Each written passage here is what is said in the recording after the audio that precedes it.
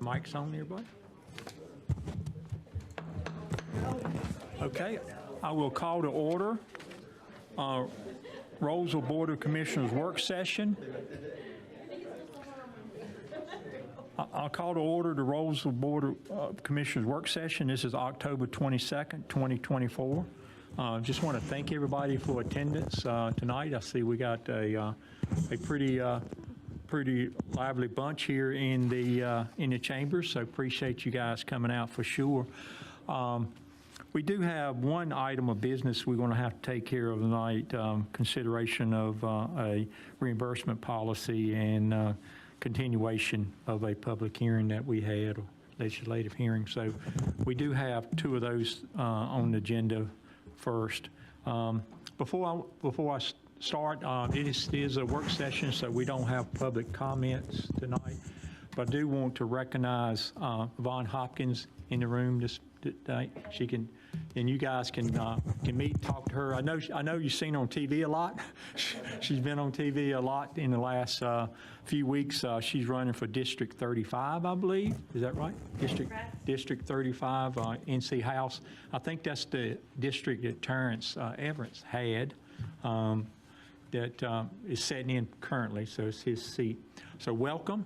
Thank you for coming out, and appreciate that. And good luck. Good luck, Nick. Thank you. 2 weeks away, so I know everybody's anxious about that. No, nobody's more anxious than you are probably, so welcome. Thank you. All right, so first item is the consideration agenda.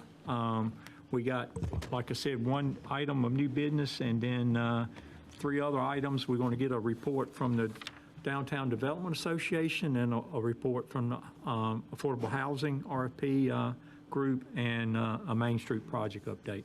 So what's the consideration of the agenda? So moved. All right, got a second? Second. All right, before we have a discussion, did you want to add any? Yes, I wanted to see if we could swap number 4 and 5. 4 and 5? Bring the Affordable Housing Development RFP forward, so that the update on the Downtown Development Association and the Main Street project will be back to back for continuity. Okay. All right. So only thing you're requesting is move 5 up before 4. Yes, sir. Okay. Swap 4 and 5. All right. Who made the motion? Was it Linwood? I did. Linwood, you want to amend that to include that change or not? Yes, I would like to amend the motion to move point 5 up to point 4 Okay. for the agenda. And who seconded that? I second it. I amend my second to include moving 5 to 4. Okay. So I got a motion second. Any other discussion? No, sir. All right. All in favor say aye. Aye. No opposed. Thank you. Appreciate that, board. Appreciate that a lot. All right. One thing about workshop, we move on pretty quickly, and the first item is new business. We do have consideration of a memo expansion of a reimbursement policy, which we have normally a reimbursement policy. I guess the attorney is going to give us kind of some detailed information on it. I don't forget how many years we've had, quite a few years, and this is an expansion of that. So do you have a report or just a readout? Just very quick for the board's consideration. I know this is something that's been kicking around for some time, and it would require action by the Board of Commissioners to change the town and the town staff's policies with regard to reimbursement agreements and reimbursements of oversizing for public infrastructure. So all the way back in October of 2020, which seems like just yesterday, the town adopted an ordinance incorporating some statutory provisions that allow towns to provide a reimbursement for road improvements and other public infrastructure where a developer is better positioned to do that work, often as part of their own efforts at a private development. We did it on Rolesville Road. We entered into an agreement also in front of the Walbrook project to extend the scope of Main Street to just name 2. More recently, however, and we actually have a case coming up here, there has been a request to expand that for on-site oversizing of roadways.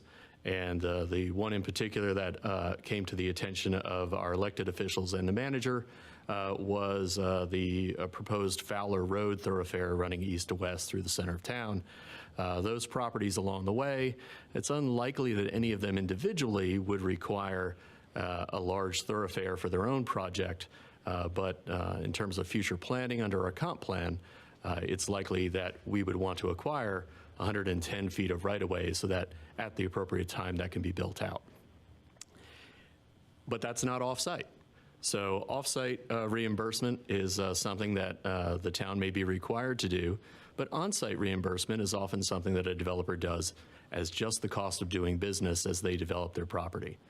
The thought is, and has been presented to me, is that in some cases at least, that seems unfair. That the ask is too big, and the proposal, not the proposal, but the item for consideration for the board is whether to expand our reimbursement policy to include certain on-site kind of needs where it is oversizing. And that's the memo that is before you, and it proposes that for new 4-lane thoroughfares, the oversizing portion on-site would also be eligible for a reimbursement agreement. This is still less than some other towns do, and I should throw this out there. Many communities have a formula of credits, not a reimbursement of the expense that is provided for oversizing. That's not something Rolesville has needed to this point. It may be something that the board looks at in the future, where linear feet of oversizing is just credited at an amount that is set at the beginning of each budget year, and you don't end up in trying to reimburse the actual expense. You're just crediting on a linear foot of extra right-of-way, or in towns that have their own public utilities for water and sewer, you provide a certain credit for oversized pipes, for example. You don't have to calculate it each time. Rolesville does not have that yet. So you may have heard of oversizing credits or reimbursement credits. Rolesville does not have that ordinance yet. We have reimbursement agreements that reimburse the actual expense of whatever the oversizing was.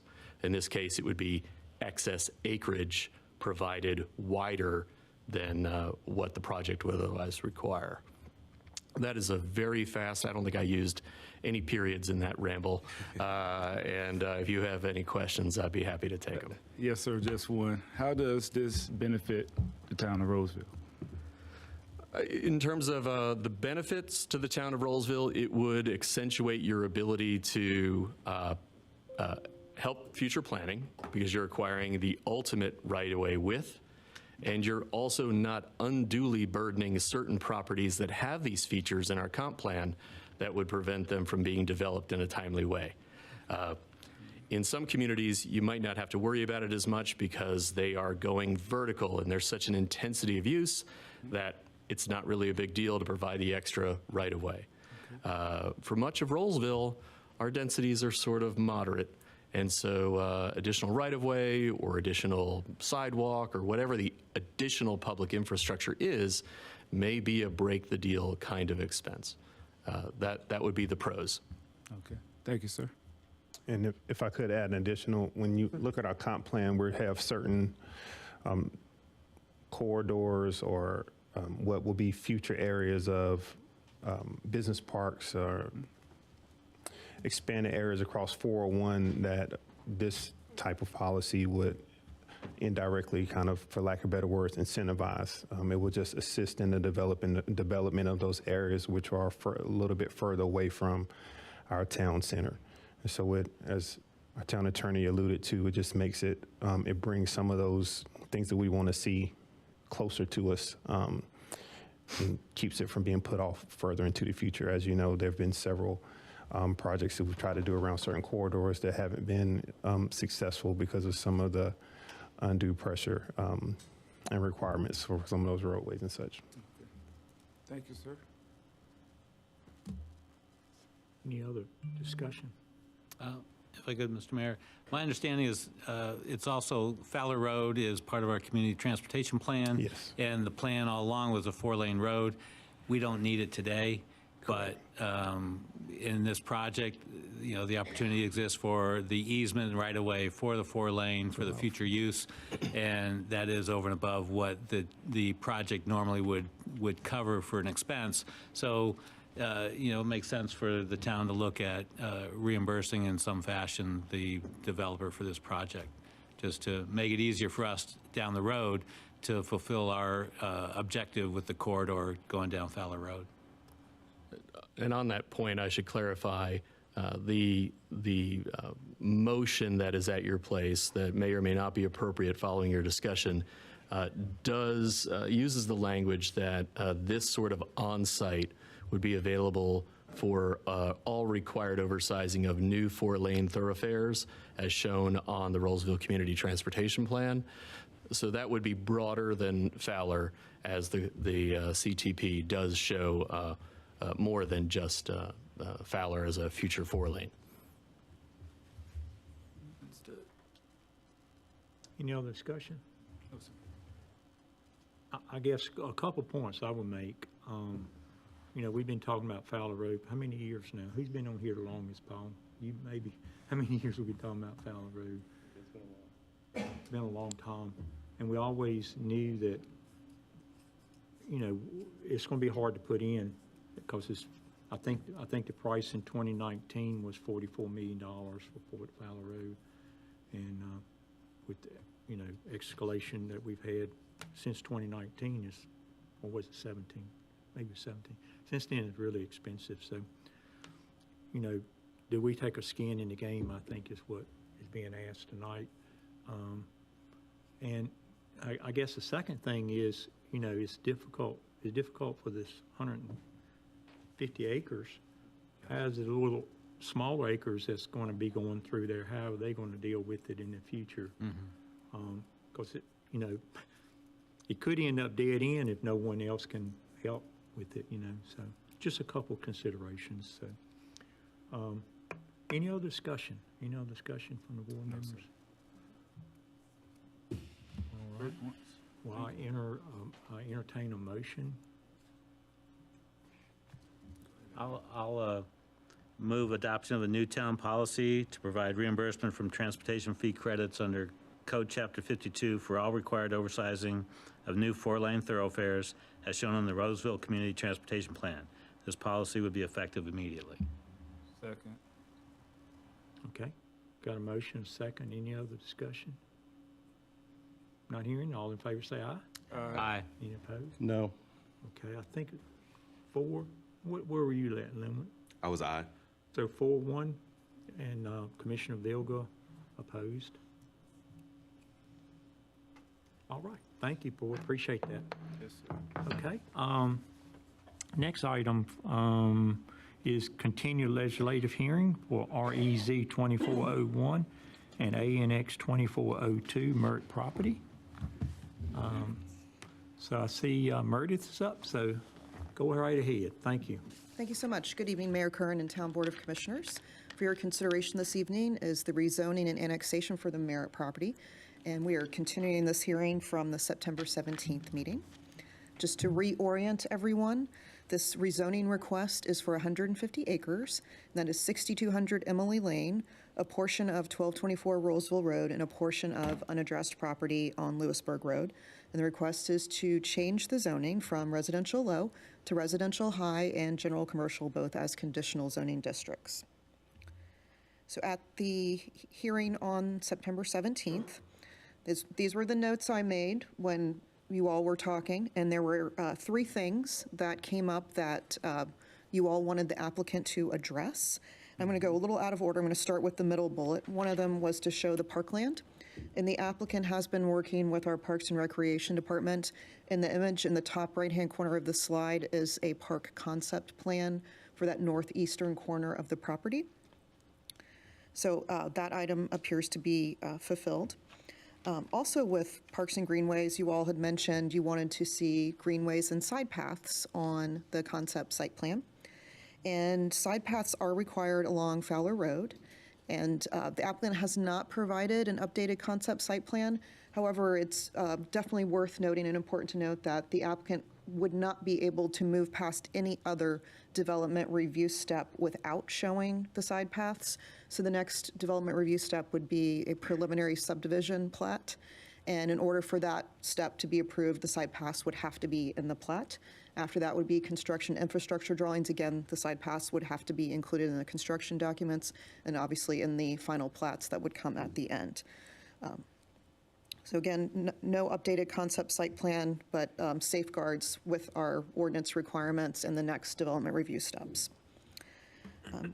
One thing that came up, or another thing that came up at the September 17th hearing, we had some comments on Lake Serenity, and I hadn't heard of Lake Serenity before, so that was interesting. It looked like it could be quite nice. I know there were concerns about preserving the tree line and general safety in that area. And I know the applicant has spoken with me about a sewer line going through that area, so they're not quite sure what could happen, but I believe the applicant would be available to make some comments on that topic and start to address those concerns. And what questions do you all have about these missing pieces? Where is the lake at on that drawing?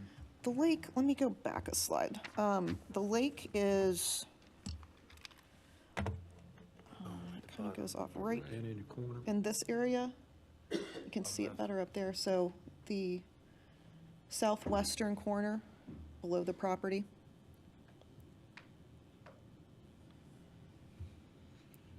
So let's see. There are, the lots are a little bit away from that area. Does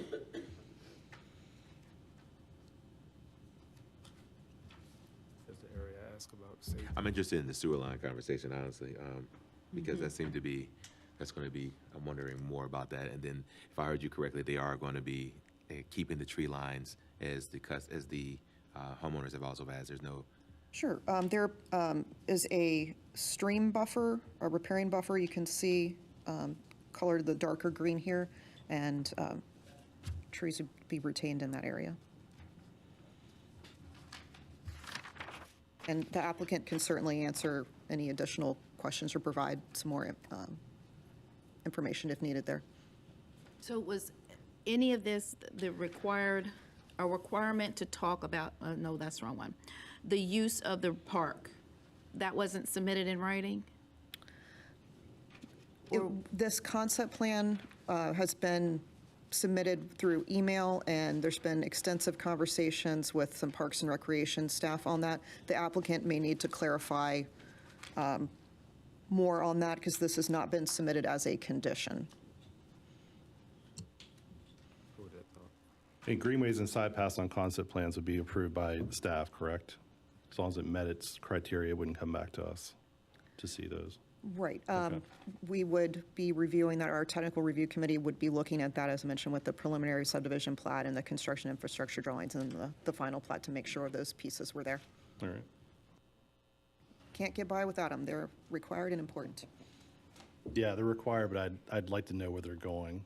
I don't like not seeing something and just be given a cartoon. It should actually be on there already, so. Meredith, does this site under the LDO require greenways internal to the site?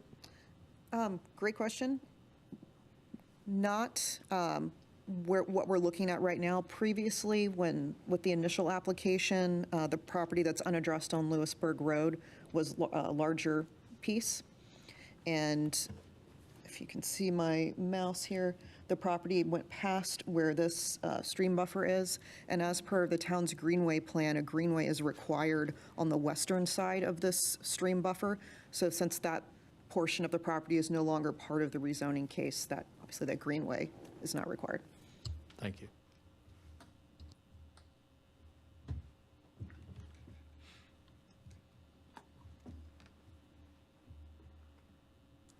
No more questions for you. Yes, I do have a question. With concerns with the neighborhood meeting, I noticed in the first time in the packet, it showed that there was a meeting, but no one attended. So was there a second meeting held? I'd be more comfortable with the applicant answering that question. Let's Murder finish her. Or I'll finish? Okay. Let Mary finish her. My hearing aid sometimes in here doesn't reflect Actually, properly. now they said they want to finish asking me questions, Oh, and then you yeah. can pop up for more. That makes sense. Just take a note of that. Go ahead. That was all I had here. I just wanted to make sure I was answered all of your questions and these bullet items were addressed. So I think the other question I have about the parkland is that, it'll probably be for them as well, but is it going to be donated to the town, or is it something they're going to maintain? So are you covering the conditions, or is the applicant covering the conditions? I can go through the conditions that we have. The conditions are the same as what we saw at the September 17th meeting. Obviously, the concept site plan is incorporated as a condition. There's a 6-unit limit for the townhome structures. The amenities must be built by the 400th building permit. This is an age-restricted development for those 55 and over, and there'll be no more than 505 lots, and that comes out to a density of about 3.5 units per acre. And with the general commercial pieces, the applicant's committing to prohibiting tattoo shops, vape and tobacco stores, and vehicle rental and sales on those sites. Go. And if you have any more traffic questions, we do have Pierre Tong here from Stantec. He works with Matt Peach. And what other questions do you have? I have a question about the project in general and where it sits on Fowler Road. Okay. And the impact that has to the industrial park, or that we had a study done on. Sure. So what is the impact, and how much of that project space, acreage is taken for this? I know the acreage of it, but how big of an impact does this have on the plan that we already had in place? The commercial growth feasibility study? I know this larger piece in the middle, I believe that is the Emily Lane property, or maybe it's the Rolesville Road property. That was identified as a site that could be marketable for light industrial uses. And we also have Michael McFarland here, who might be able to add a little more detail on that plan. Do you have a good memory on the parcel and the commercial growth feasibility study? Sure. Okay. Might be better than mine. Yeah, this was actually a parcel, the big rectangle there was a parcel that, from that study, the consultants really liked. It was one parcel among 25 or so that we looked at. And again, that was just kind of a study, just to look at possibilities. And I think we're going to continue looking at the area to the east, I guess, of Rolesville Road and kind of south of the high school a little bit, as we move forward with the comprehensive plan update coming up, and then as we continue to work with Wake County on identifying sites for like a business park or an employment center. So yeah, I think the hard part in a growing area is a lot of land does get, bought up for residential and other projects before maybe an industrial developer comes along, and that's just up for towns to decide. But I think there are some other places where that can take place in our ETJ right now. Is this parcel one of the larger ones that was cited for industrial use? Yes, at about 90 to 100 acres.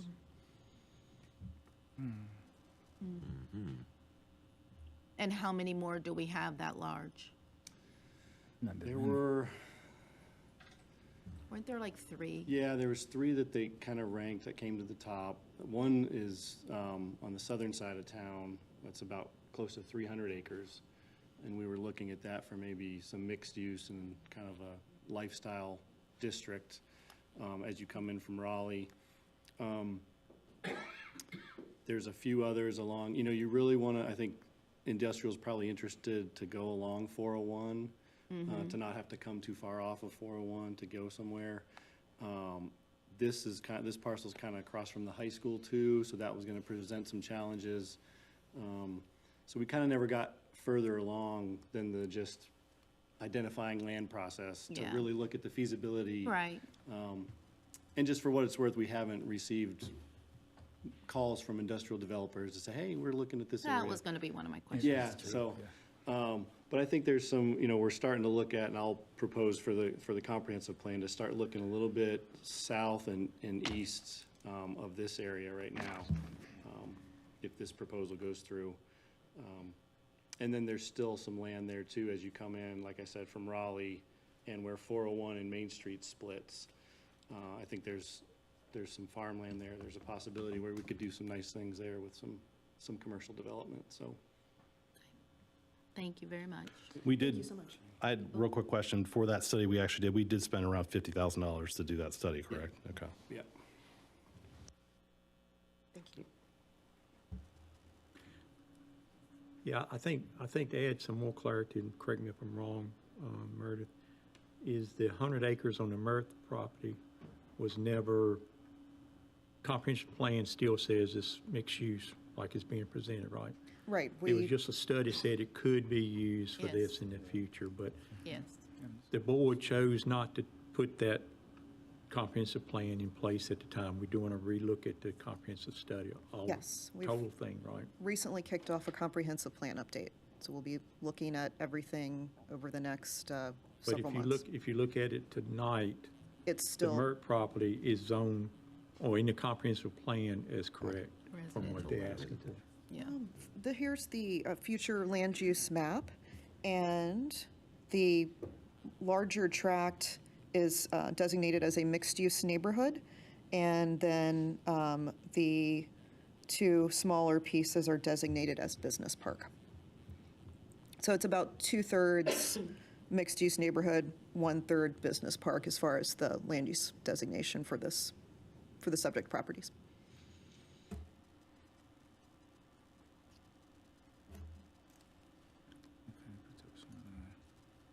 Any other questions for Meredith? Not from Meredith. No, sir. Thank you, Meredith.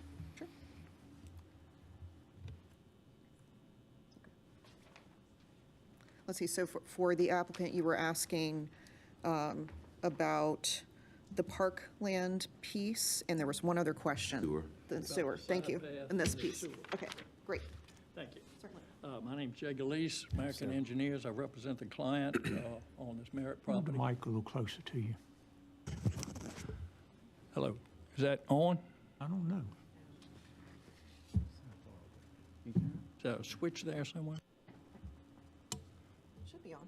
Is that on? Can you hear them? Yeah. Move it closer. Yeah, Jay Galeese, American Engineering, represent the client, BRD, on this Merritt project that we're going forward with. While I was sitting in the audience, there were three questions that came up, and I'd like to clarify that. The side path is included on the north side of Fowler Road. I had sent that to Eddie early on to let him know we've done it. This map is so small, you can't really show a side path on the map, so you'd never be able to see it. The second thing that's important to the town, is important to us also, is we're 100% committed for that part going to the town. And it's on the record now. We're going to work till it gets it done, but Eddie and I have been going back and forth on all the details and what it done. We're trying to prepare this to go to the Recreation Board so they can give their comments in, and we can incorporate what they want to do, so when we come back to you, to the board, hopefully we've made everybody happy, but we'll try. The last thing on the menu that we were talking about was the sewer line. The people on Upchurch Road, by the way, I've worked with almost every property owner over there, getting easements, working for sewer easements, working for different things that the town needed to get in the ground to get the Harris Creek in. So that would open up the whole west side. And I think everybody to a T will tell you, while working with me, I've been over backwards to be sure the integrity of their lots and their houses are taken care of. So I understand the lake of Upchurch and how important it is to the people. Unfortunately, we've got a sewer line we've got to accommodate across there, and picking a spot with all the environmental issues and the sewer line, finding a spot where we can actually keep the trees there to keep the integrity of the park is the challenge that we got to face. I've got put a little map so you can kind of understand what we're looking at. Thank you. This shows you all the wetlands, all the buffers. Thank you, sir. And approximately where we're doing the sewer, but the bottom line, the sewer will be decided on by the state and the city of Raleigh, because they're the ones that tell us. Here's another plan for their review. Thank you.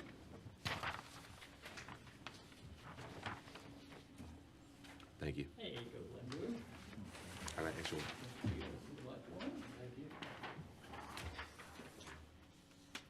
And. Yes, sir. So just to clarify where we are here, the upper end of the lake, as you see the lake on the bottom, where you see those crosshatched areas and all, that is delineated wetlands that has gone through the core and in the process of being proved of the location of where that is. And this is a perennial stream that goes down, so a perennial stream has a 50-foot buffer on both sides. So given that, and the fact that our property stops short, we have to, the red line is where the sewer line is proposed to go. That's where we hope to get it. And if you can look through that sewer line a little bit north of the lake, you'll see that there's some trees down below. I'm touching something there. And where our sewer line is going, there's some trees on the other side and some trees but the lower side. But where that's properly located, there's going to be a path of 30 to 40 feet that has to be cleared for the sewer line to go through. And we're committed to whatever it is to try to adjust it to maintain as many trees as we can for the homeowners that live over there. And I'll be glad to answer any questions. Yes, sir. Got a question for you. As far as in, 'cause I think last time we talked about the safety. So with that, thank you for the explanation of the sewer line. But right where the blue line is around the property, could there still be, I can't remember Excuse which. me?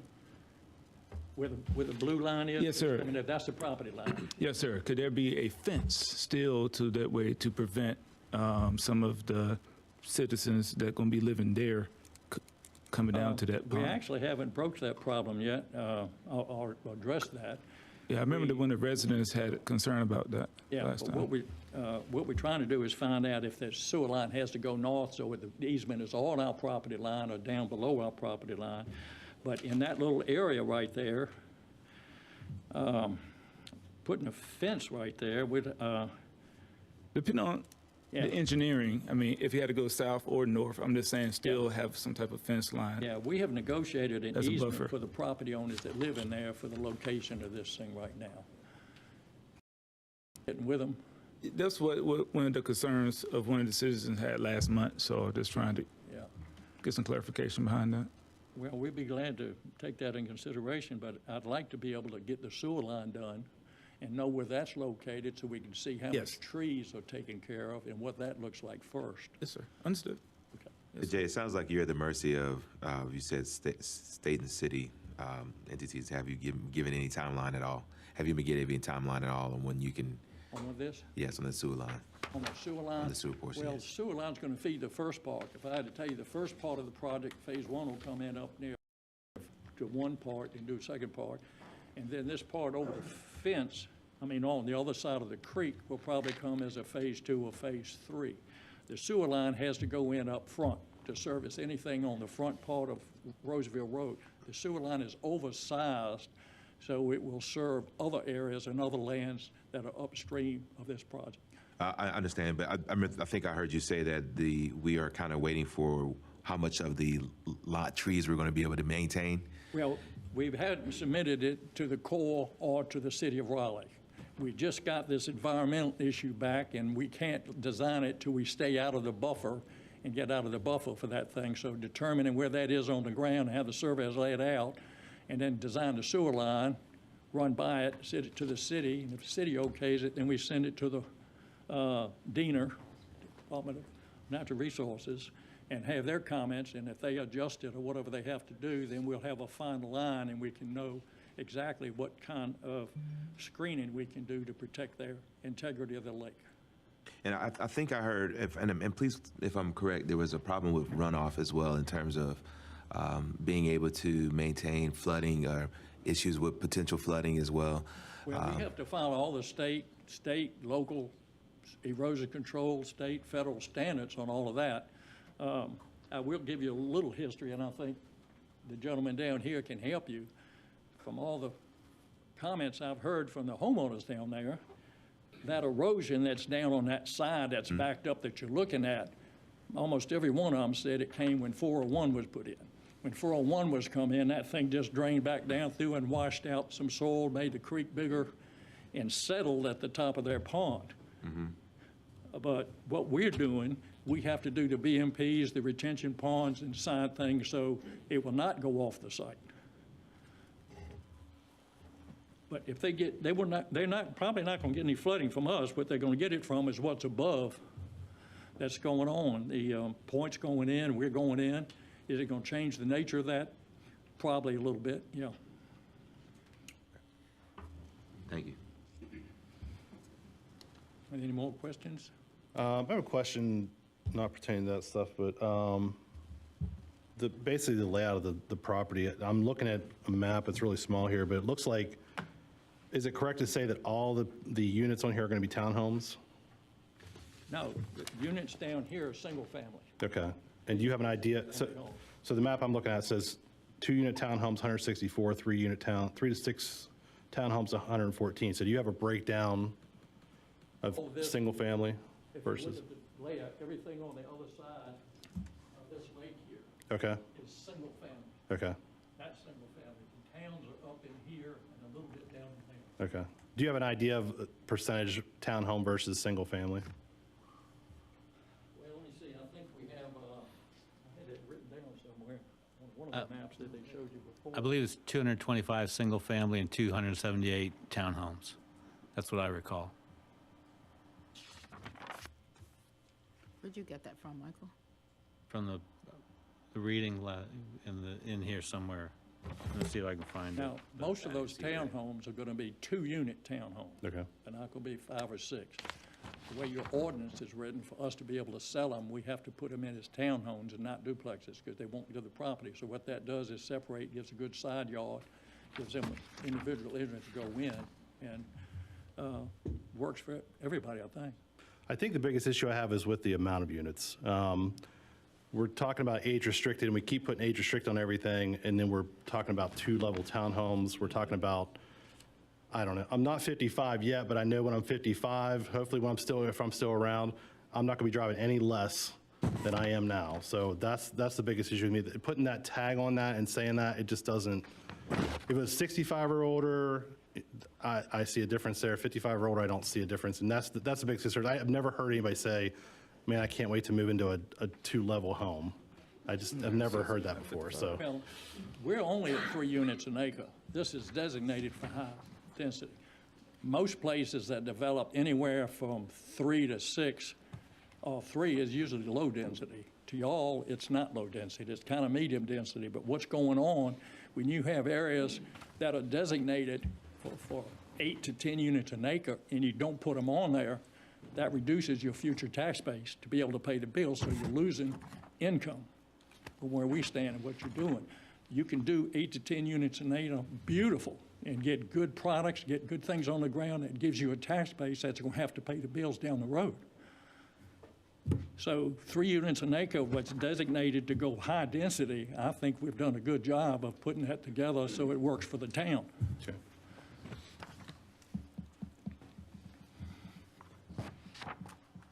All right, sir, I have a couple of questions for you. With the 505 proposed units, how many of those units, with our town having an affordable housing plan coming, especially since seniors, a lot of on fixed incomes? Yeah, we have not approached the affordable housing plan based on the fact that we're bringing a new product to town. We're bringing something that hasn't been done before, and the elderly puts it into another thing where you don't have the driving, you don't have the schools, you don't have the impact. But the question of affordable housing has never come up to us during the process of this thing. Okay, So, that's you great. know, if that was something that was discussed early on, we could discuss it, but it was never part of the program up to this point. Okay. So how much are these units and the square footage of the units? That, square footage is, I'm not sure I can tell you, I'm not sure what they're gonna go for.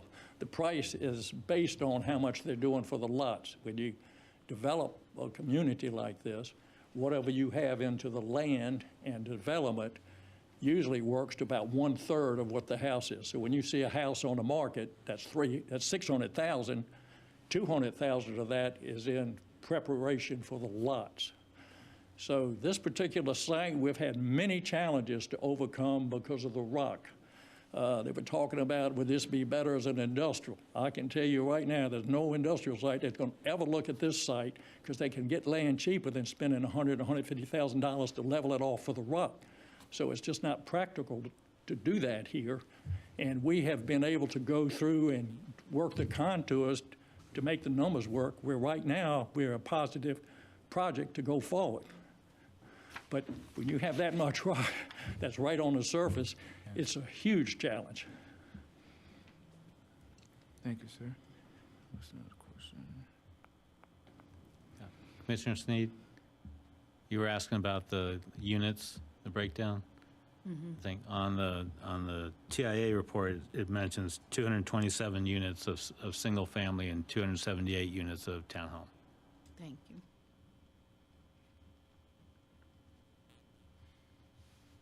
Oh, yeah, I did have a question about the neighborhood meeting. That was it.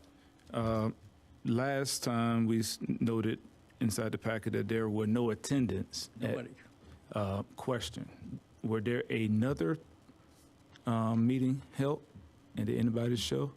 Or We are they here? advertised a meeting, followed procedures, came there, and nobody actually came. One person came by to say hi. I think Tom came by to say hi. He's not in the town. He lives in Upchurch, but he came by to see the project and just get used to what was going on. Came by to say hi, but there wasn't any dissension or anybody there that showed up. Okay. Thank you. So I think I missed it. How big was that park that you want to give to the town? I think it's plus or minus 4 acres, I think is what it is, right there, yeah.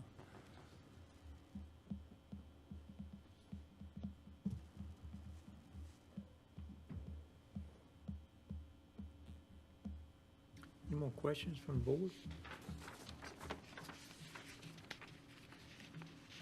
Thank you for your time. Thank you. Thank you, Jay. He answered everything.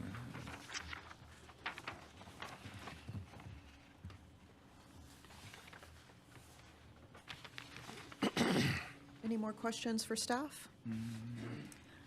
I have a question for the traffic engineer. Sure. I had asked Mr. Peach last time, just to see if you know, you may not know the answer.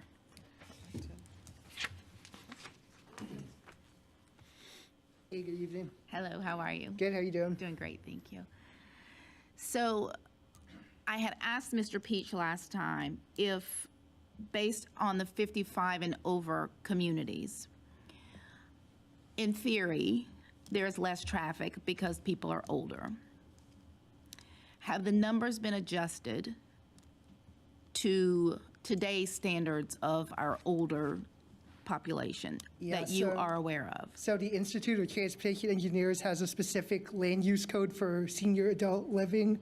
So those come with a lower trip rate than if we had just standard townhouses. So yes, we have adjusted for senior adult housing. But you don't know, how old are those numbers? Because 55-year-old today is probably not the same, as Paul was alluding to, the same 55, Yeah, I including understand that. myself here. So are the numbers realistic numbers today? Because I don't know many 55-year-olds that are sitting at home watching soap operas. We pulled all the numbers from the latest version of the trip generation manual that the Institute of Transportation Engineers puts out. So that's the latest data that we have. As to how old that data is, I'm not sure. Okay. I don't have that information off the top of my head. All right, thank you. Any other questions? I'm good. Any other questions? No, I don't think so.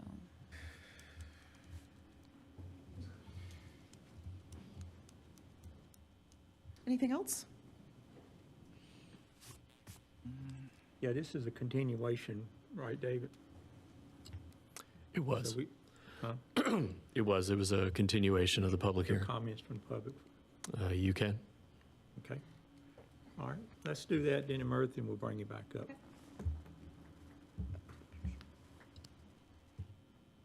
Okay, I don't think we had a sign-up sheet, but does anybody want to speak for or against this project? I know some of you did last time. Come on up.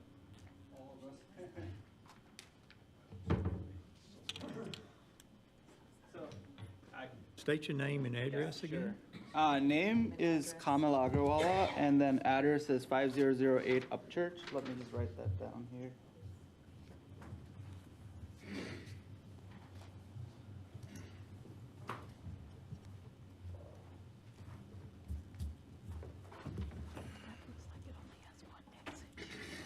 Looks like it only has one exit too, doesn't it? It only has one exit on the Fowler Road. Can I start? It's got some that goes into different places. And But then you Old got, Point will be developed, right? Right. yeah. It's two exits on two roads. I see that one right there, right here, and that one into another property over there, and this one into another property. See, this is Rolesville Road here. Yeah. So you got that one and that one. But is that one down there on the end? I don't think that's one. Oh, the other one. That one is one. The other one is not. Yeah, this one. Can I start? It's a small road. Hi. Okay. State your name. My name is Kamal Agrawala. I live at 5008 Upchurch. All these guys are the Upchurch guys. So my main concern was with the lake again. Like the engineer mentioned, when the bypass was made, we actually lost about 1.5 acres of lake. I mean, we can show satellite photos of this is what happened. Deforesting, and not only that, but there's a lot of like wildlife there too. Like multiple times we've seen bald eagles come. It's it's very nice, and you know, fishing and all that stuff. So all that land cutting, you know, tree cutting is actually pretty important to us, and I just want to state that, like all of us here. So we would like some answers before, like, you guys approve it, if that's possible. Like, hey, what is a concrete answer here? Because first, you know, they may take an easement to make the sewer, and we're like, okay. And then there was a second one with the expansion. They expanded it to like double the size, and we're like, okay, that needs to be done. But at a certain time, like, we're like, please give us something back to on the north side of the lake. You know, hey, you have a 150 acre, whatever this is. Is it really that bad to just leave a couple acres on the top or something? I don't know. So that's one thing. Surface runoff is a problem. I have video footage telling you, like, it's a stream. We couldn't take my car across. So it is impacting. It has built up. Mostly, like, we're young people. If you need to go get to work and do something, you might not be able to do it. So that's also a thing. And the other point I wanted to make, one of the biggest reasons for that wall is because we don't want to take liability. If somebody drowns in that lake, I have a, what do you call that? Insurance policy, right, that I'm buying. And the multiple members around the lake that have bought that and bearing that expense, because if you get sued, who's taking the responsibility? So, and I'm paying, you know, umbrella policies out of my own pocket to make sure if that happens, please. So that's it. If you guys want to talk about anything I missed, I could No, it's mention. just a silting, losing to the lake and dredging it and saving it. Basically, it's gonna be gone Yeah, before. come to the podium, sir. He would need to come up speaking to Sorry, the mic yeah. if he wants. So Mike, you want to write your name and just? Well, not really. I'm just an old guy, and that's my concern. I mean, I guess I'll have to do this, do the formality. Thank you, sir. Let's see, name. What's my name? I'm an old soldier. I love rules. So you get to be my age, you'll have the same appreciation for what's my name. So I designed and built my house in this beautiful piece of heaven out here 24 years ago. Can't believe it. April, I know April from Granite Falls. It's always nice to see you. I've had some heart surgery lately, so pardon me. But the Steve McNulty, who lives, well, that doesn't show. He lives up there where we were going to try to connect, you know, so we'd have an alternate route out. We've only got one route in off of Jonesville Road. But that didn't pan out because they abandoned that part down there for some environmental cost reasons, according to Jay. But since the bypass and what's the name of that other subdivision up there that's been flooding our entrance as we come in about 100 yards down when you come into the subdivision, floods out like crazy since Carlton Point.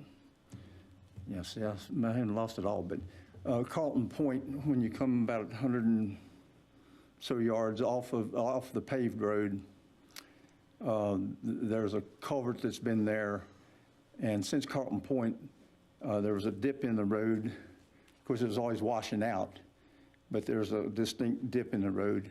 And we've talked about, you know, with Jay and some other people about putting in culverts so we could, at least it would carry the water out during a storm, any kind of a heavy rain. And so we're locked in there anytime there's a heavy rain, 3-4 inch rain for a matter of hours. And if it's a heavy rain, we can't, you know, we can't get out of there for any emergency reasons. So that's an issue that needs to be addressed, either additional culverts or something to carry that load of water coming from Carlton Point. And that's when it started, because I've been out there way before Carlton Point was. And then at the Harris Creek, there's four or five streams that feed, but Harris Creek's the main feed on the, would be the west end of the lake, I guess, south. Be the east end of the lake, excuse me, where it feeds the lake, the main feed to the lake, Harris Creek. Literally, we're losing it because of all the sediment coming in there.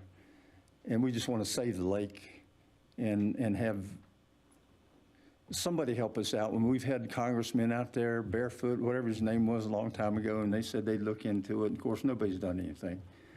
But we're losing the lake. The sediment comes in there heavy. Every rainstorm we've got, and we've really lost about 10% of the lake. And if it continues at this rate, I wasn't joking, it'll probably be gone by the time I'm gone. But we just like to have some help in preserving the lake and maybe dredging it out to catch that silt and somehow save it from actually coming out, continuing to lose the lake. That's pretty much it. Just need help. Thank you. Anything else? Thank you. Anybody else care to speak?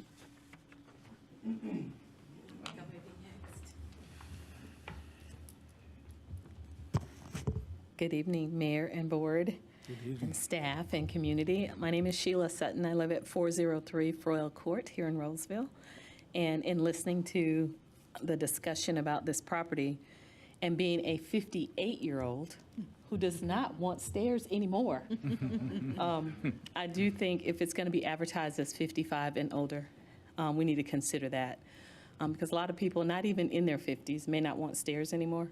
So I hope you guys will consider that. And the affordability issue is a concern, because when you're advertising to a certain age group, it sends a message that maybe we're going to provide something that's a little more affordable. And we know that we have a challenge in Rolesville of affordable housing. So why not look at that? So I would encourage to look at that. And it sounds like there's a lot of questions on the environmental issue, so I hope you all will consider this further or deny it, because you don't have to say yes to it. But if it's advertised as 55 and older, what I'm concerned about is, as a 58-year-old, I don't want stairs. So why not consider something that older people would want to be a part of if you're going to have that? Thank you for your time. Thank you. Thank you. Good evening. My name is Sherry Bauer, and I live at 4816 Grand Slam Avenue, which is right off of Rolesville Road and the bypass. And the whole 55 and up, I kind of just want to say what Sheila has said. I'm older than 55, and I'm on the road all the time, and I hate stairs as well. So I don't feel like the 55 and up is any kind of a benefit to doing the density and all of that stuff. I wasn't going to speak about this, and I think 65 and up, you could say maybe those people aren't going to be on the road. But me coming out of my road with the traffic already, the houses that are going in right across the street from where I live, and the high school, it's already a nightmare for us to get out, especially like early morning and during school hours, rush hour in the afternoon. I just think that saying that the traffic study said that at 55 and older you're not driving is kind of crazy. I think that needs to be considered as well. So thank you. Okay.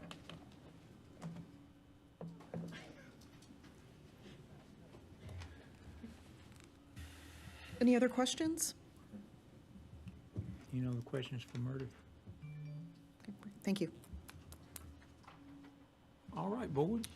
Any questions for staff, town manager, or anybody?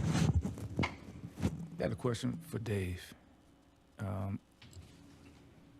With what the citizen was saying about the liability insurance that him and the fellow neighbors were taking out, so that way there's no lawsuit.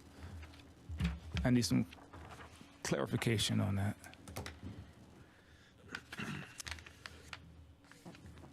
So the biggest challenge for any lawyer is to provide answers to hypotheticals, because the answer is going to be entirely fact-dependent. I don't know enough facts to really advise the board in this area as to how potential liability might play out. Okay. So let me go a different direction and throw out for the board that there are many ponds and lakes and stormwater devices in the town of Rolesville. They would all be subject to the same set of factual exploration. Okay. This is not a unique circumstance that a piece of property has a lake nearby. How different developments have chosen to address that runs the gamut. And there certainly are things that some communities and some developments have done, whether that is a fence or a wall or a buffer. Probably leave it right there. Thanks, Dave. I have one more question for the developer. And the land, the runoff that is could potentially be experienced in these neighborhoods is, since they've already been impacted by other developments, how big of an impact is this development going to have on that neighborhood? And what measures are you putting in place to assure that they're not going to be further impacted than they already are? What we're doing is we have to follow the state has standards that address when you have runoff, how you have to capture it, how you have to take the nitrogen out, how you have to support it, how you have to retain a certain storm over and above what it is to reduce that. You have to filter it out, and you have filters at the end to reduce the sediment. There's sediment fences all the way around. So the rules in development that you have encumbered from the state, from Wake County in particular, they're very difficult in how they calculate their drainage and how many manholes you have to, catch basin you have to do. They're very, very difficult. So when you follow all of those out, most of the developments I have seen come out fine. I mean, you're in an awkward spot that you're down there in that section right there. But, you know, if we had a storm like they did out west, it would be a problem. But normally, I don't see us causing them any trouble or any problem. When you first get out there, you have to put extensive silt fence and different ponds out there before you even start grading to ensure that even do the early parts of the project that you're taking care of that runoff and doing what you can. You know, I'm not going to stand here in front of you and say there's not going to be something happening, but for the most part, in the rules and regulations that are in place, they're very complete. See, but my only concern with that is it was stated that this was started when 401 was built. So were there not measures in place that should have been followed when 401 was built so they didn't experience these problems? And not saying you're not going to do what you need to do, but should there be extenuating circumstances or things that happen, do you have measures in place to correct any issues that may come up. I don't want them impacted any more than they already have, because I wouldn't like not being able to leave my house when I want to. Like I say, I know all these people out here. I'm gonna do everything I can to protect them and everything we can on the board. I have no idea what 401 did and how many times they had trouble to get that much down there. How long has 401 been in the ground? How long has it? 10 years. Been a long time, hasn't it? 10 years. 10 years. 10 years? Okay, so that's probably where a lot of that came from. And there were some developments above that, I think, that come through the same pipes that get down through there where 401 crosses. Okay. Thank you. Any other questions for the applicant? Oh, he's up. Thank you. I guess, Dave, maybe clarify for the commissioners here on runoff, stormwater runoff. A project can't add to it, right? You can't, you have to maintain your own run. How does that work? Do you know? So the design, and I'll probably have to defer to the planning department as to how Wake County is administering this right now, but that is the general concept. The general concept is that the stormwater runoff after development is the same or better as pre-development. So you have a post-development runoff. The question is, what happens during storm events? And there are different standards for different levels of storm event planning. Do you design to the 10, the 50, the 100, or the 1,000-year storm, as we just saw out in the mountains? Those do change, and so there are different strategies and different developments that adopt different plans. Thank you. Any other questions?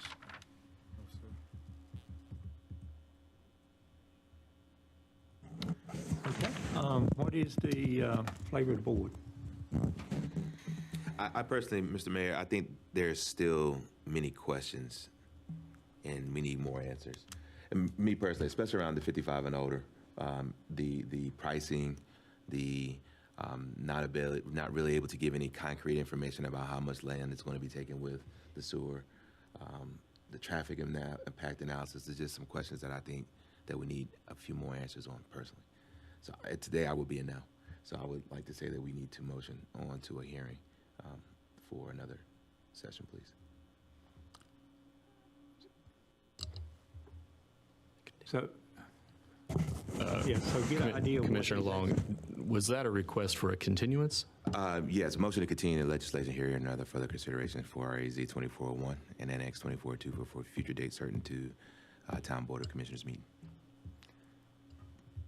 So we got a motion. So make sure we document the comments that he wants to follow up on. Before we discuss that, is there a second to this motion? Second. Okay, got a motion, second. Okay, now we can discuss it. So what were the items you wanted to follow up on? I need, what I would like to see us have is more clarity around the sewer line, how much land is going to be taken, if possible.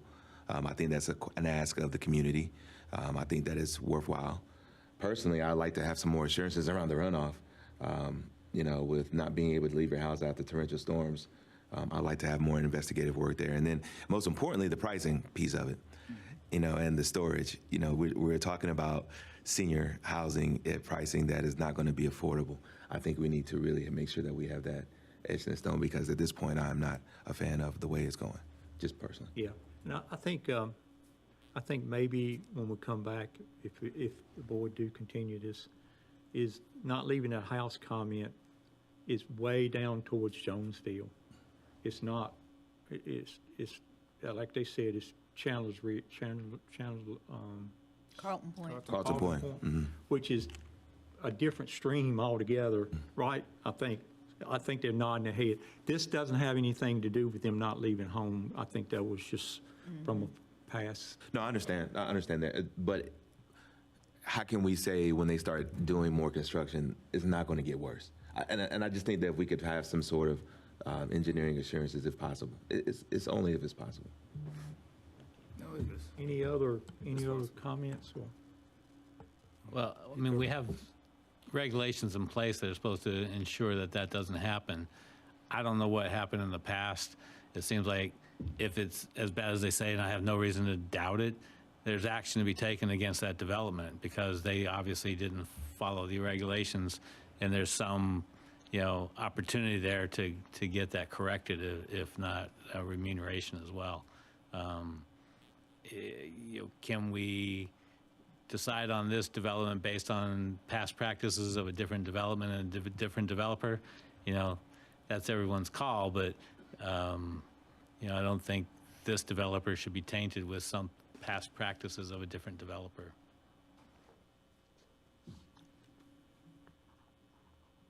I think you mentioned about the 55 and over, and I know a couple of citizens mentioned that. Now, I know you work on that 55 and over group. It's my understanding there's a need, whether these people would use it or not, my understanding there's a need for that for Rolesville. Our community is growing age and that type of thing. Is that? Yeah, well over 20% of our population are senior citizens. So there's a huge contingent of our population. And my understanding from the presentation is it's not and never was intended to be affordable housing. It's age-restricted housing. And the two are very different. So. And maybe as a follow-up to Linwood's question to better educate us, are we the only town that doesn't have a 55 and over community? Did we know that? Don't know. There's plenty that do. I don't know if we're the only one that does not. I'd like to know get as much education about that 55 and older. To your point, not age restriction, affordable housing, that is very two different things. But I'm thinking of just the traffic as well as how we are wording it that's going out to the community. And most people hear 55 and older, they're immediately going to think price to me. And so I want to make sure that when we make this clear, that to our community, that we're very clear about what our community is and what it looks like, and that it's in line with other ones. I don't want us to be our lone star on that. Yeah.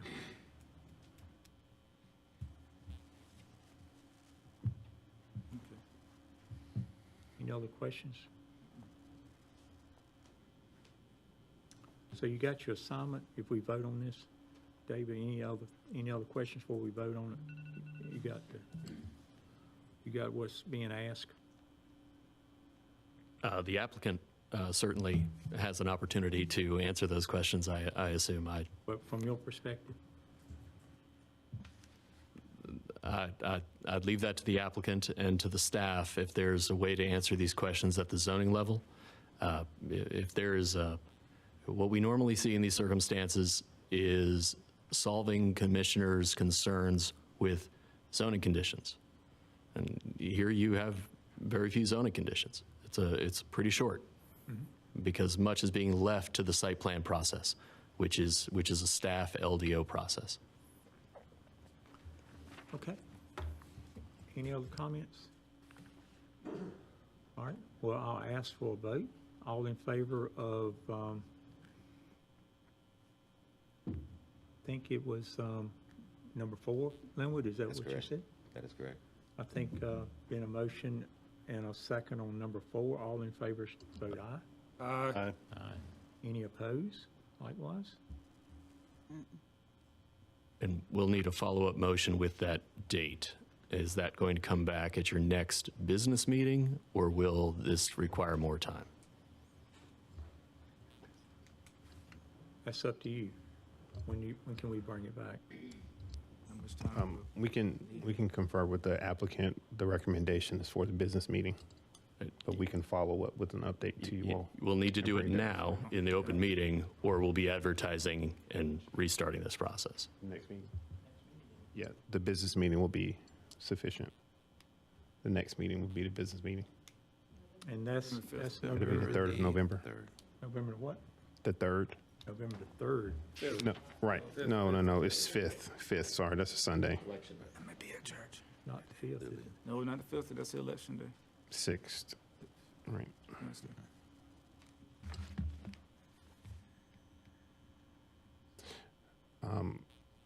I will have to check with the town clerk about the date of the next meeting because, to my knowledge, it's November the 5th.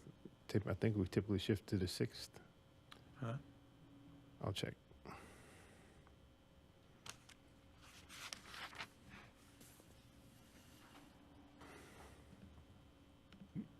Yeah, we need a date. Yeah, it was on the agenda as November 5th, but that date was subject to change due to the election. The next regular business meeting of the board First business meeting in is a date certain, date and time. All right. Well, thank you. Appreciate November it. 5th. It's the 5th. Yeah. Thank you, Murdy. And maybe a benefit, well, we won't have another work session before then. I was going to say maybe you'll benefit getting some information to the board on affordable housing. I know you spoke on that one night in our workshop, I think. Yes, and then at the, Not affordable housing, but 55 and over. Yeah, age restricted. Because, you're familiar with the neighborhoods, I think. yes, Thank you. thanks. Okay. Mayor Curran? Yes. This violates our agenda item, but with the idea that our next regular meeting per our calendar is election night currently, is there an interest in the board in taking up, moving our next regular meeting to another date? Yes.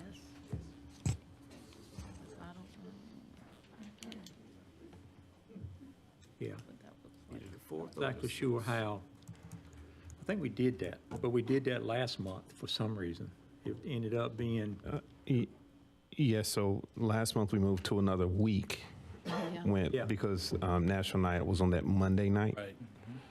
So I recommend we stay in the same week to keep a solid cadence. Wednesday. And so that Wednesday would be I guess, an opportune time, Wednesday or Thursday. the 6th, Wednesday the 6th, Can't do Wednesdays. correct, church. 7th, would that work? Thursday? 7th. All right, I need a And motion. the only thing I will look back to our planning director to ensure that no legal notices have gone out to have folks here on the 5th yet. All right, I need a motion to move the meeting to Where- the 7th. So move. Is there a second? Second. Good. The All in favor? Scarborough case. We're waiting on. Has been noticed? Yes. Okay. So the Scarborough rezoning case has been noticed for a public hearing on the 5th. Staff's going to post that to change that the town has moved the regular meeting to the 7th, and we'll deal with the legal requirements for doing that. So we don't have 10 days to make that change. It'll have, we can make it work. Yeah, it worked. The 5th? No. The 7th. We will make the 7th work, but it's now a to-do item that needs to be jumped on. Yep. Yeah, I was thinking 10 days, as long as you got 10 days. 10 days from the initial notice, but once it's been noticed, it can be changed through appropriate notice. Gotcha. Okay. All right, we got a motion on the floor to change to November the 7th due to election night on the 5th. Is there I got a second. Is there any more discussion? Yes, sir. If not, all in favor say aye. Aye. Any opposed? All right, motion carried. Okay, I think we did a adjustment to the agenda. And we're moving affordable housing development RFP up. So Michael, you up next. So thank you much.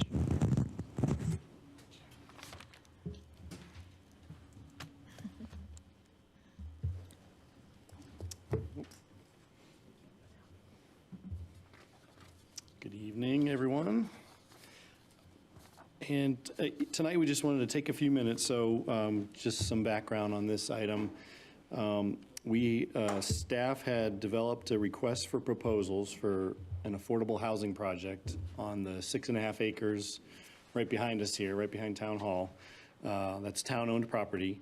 And we posted that in September and received proposals in response to that. The deadline for that was October 4th, and we received 7 proposals overall from different affordable housing developers, kind of proposing different concepts and different ideas. And that RFP is actually in your packets, if you want to look through that. What we kind of wanted to do tonight is gain some guidance before, so the next step for us would be to review these proposals and kind of evaluate them, rank them, score them, and then kind of come up with and determine a developer that the town might want to work with. Well, we can do that right now, staff can, but the concern was maybe, well, we can, rank somebody high that maybe the town board thinks is not as great of a project, or we can rank somebody low that maybe the town board wanted to see. So I put some discussion questions in my memo there for tonight, and we can kind of do that, or ultimately, I think staff in the review team, which will be the team we already have set up right now currently for the affordable housing plan. We have a committee that's overseeing that, and Commissioner Sneed and the mayor on that team.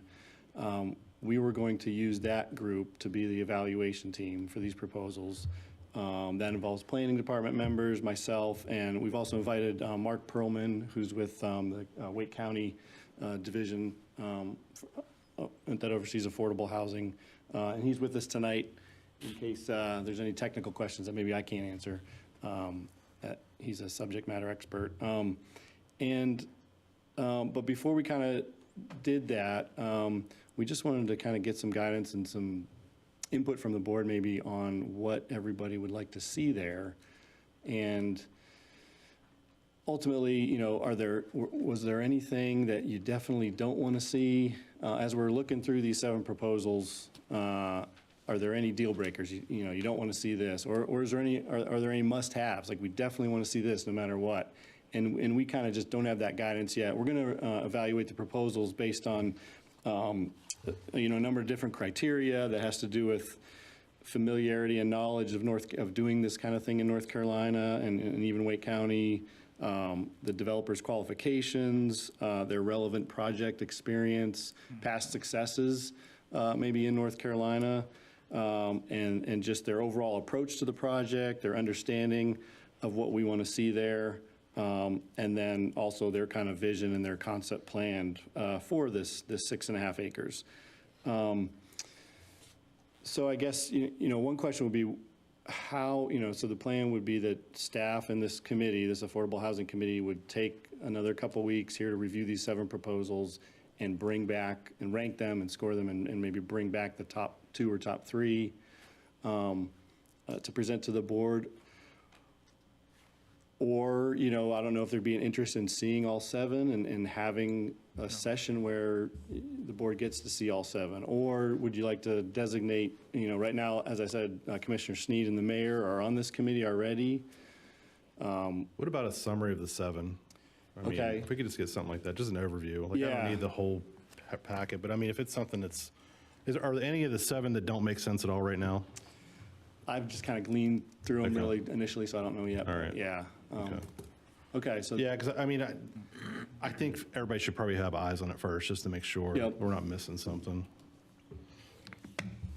And I think the committee is a great idea because it has it consists of the consultants that sit on it.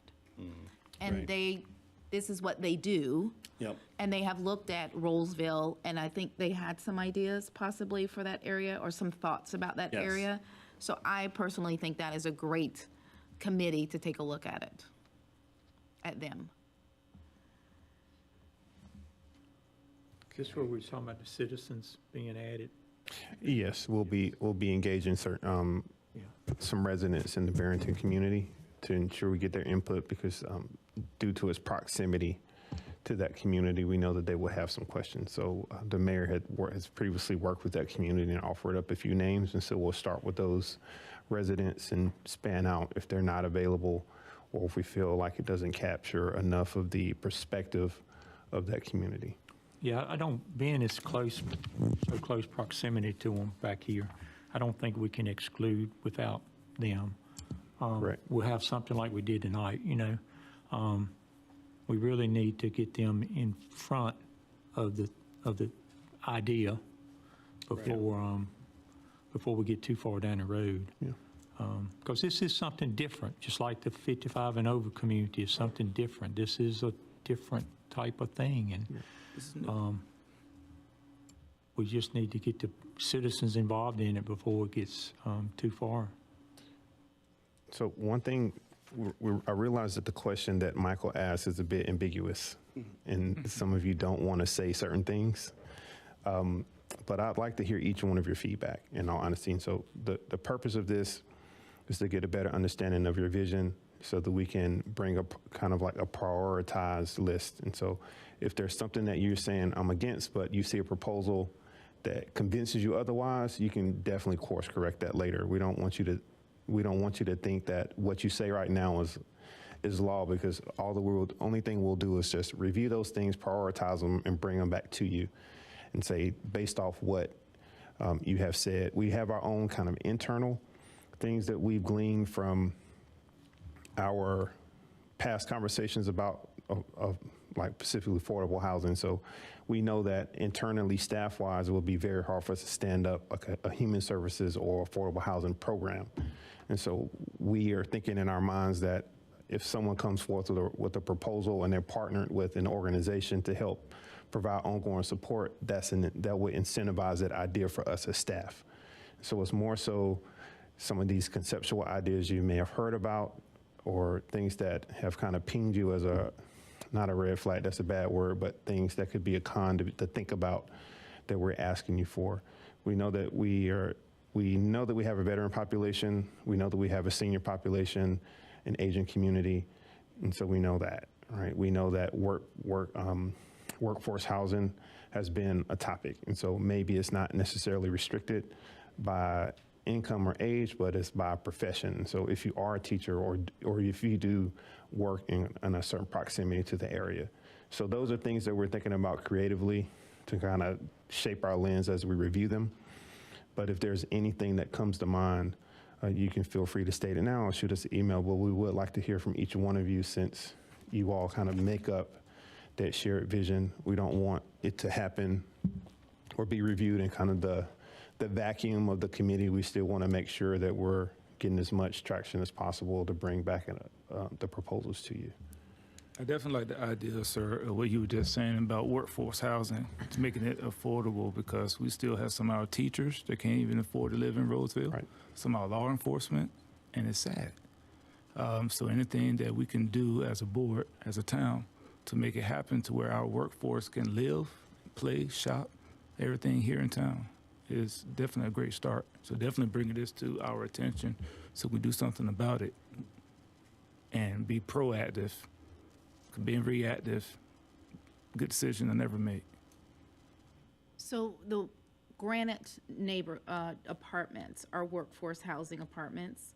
And from what I understand before, I'm not sure what the wait list is now, but they used to have a wait list of over a year out for people needing somewhere to live. So I think for starters, workforce is a great idea.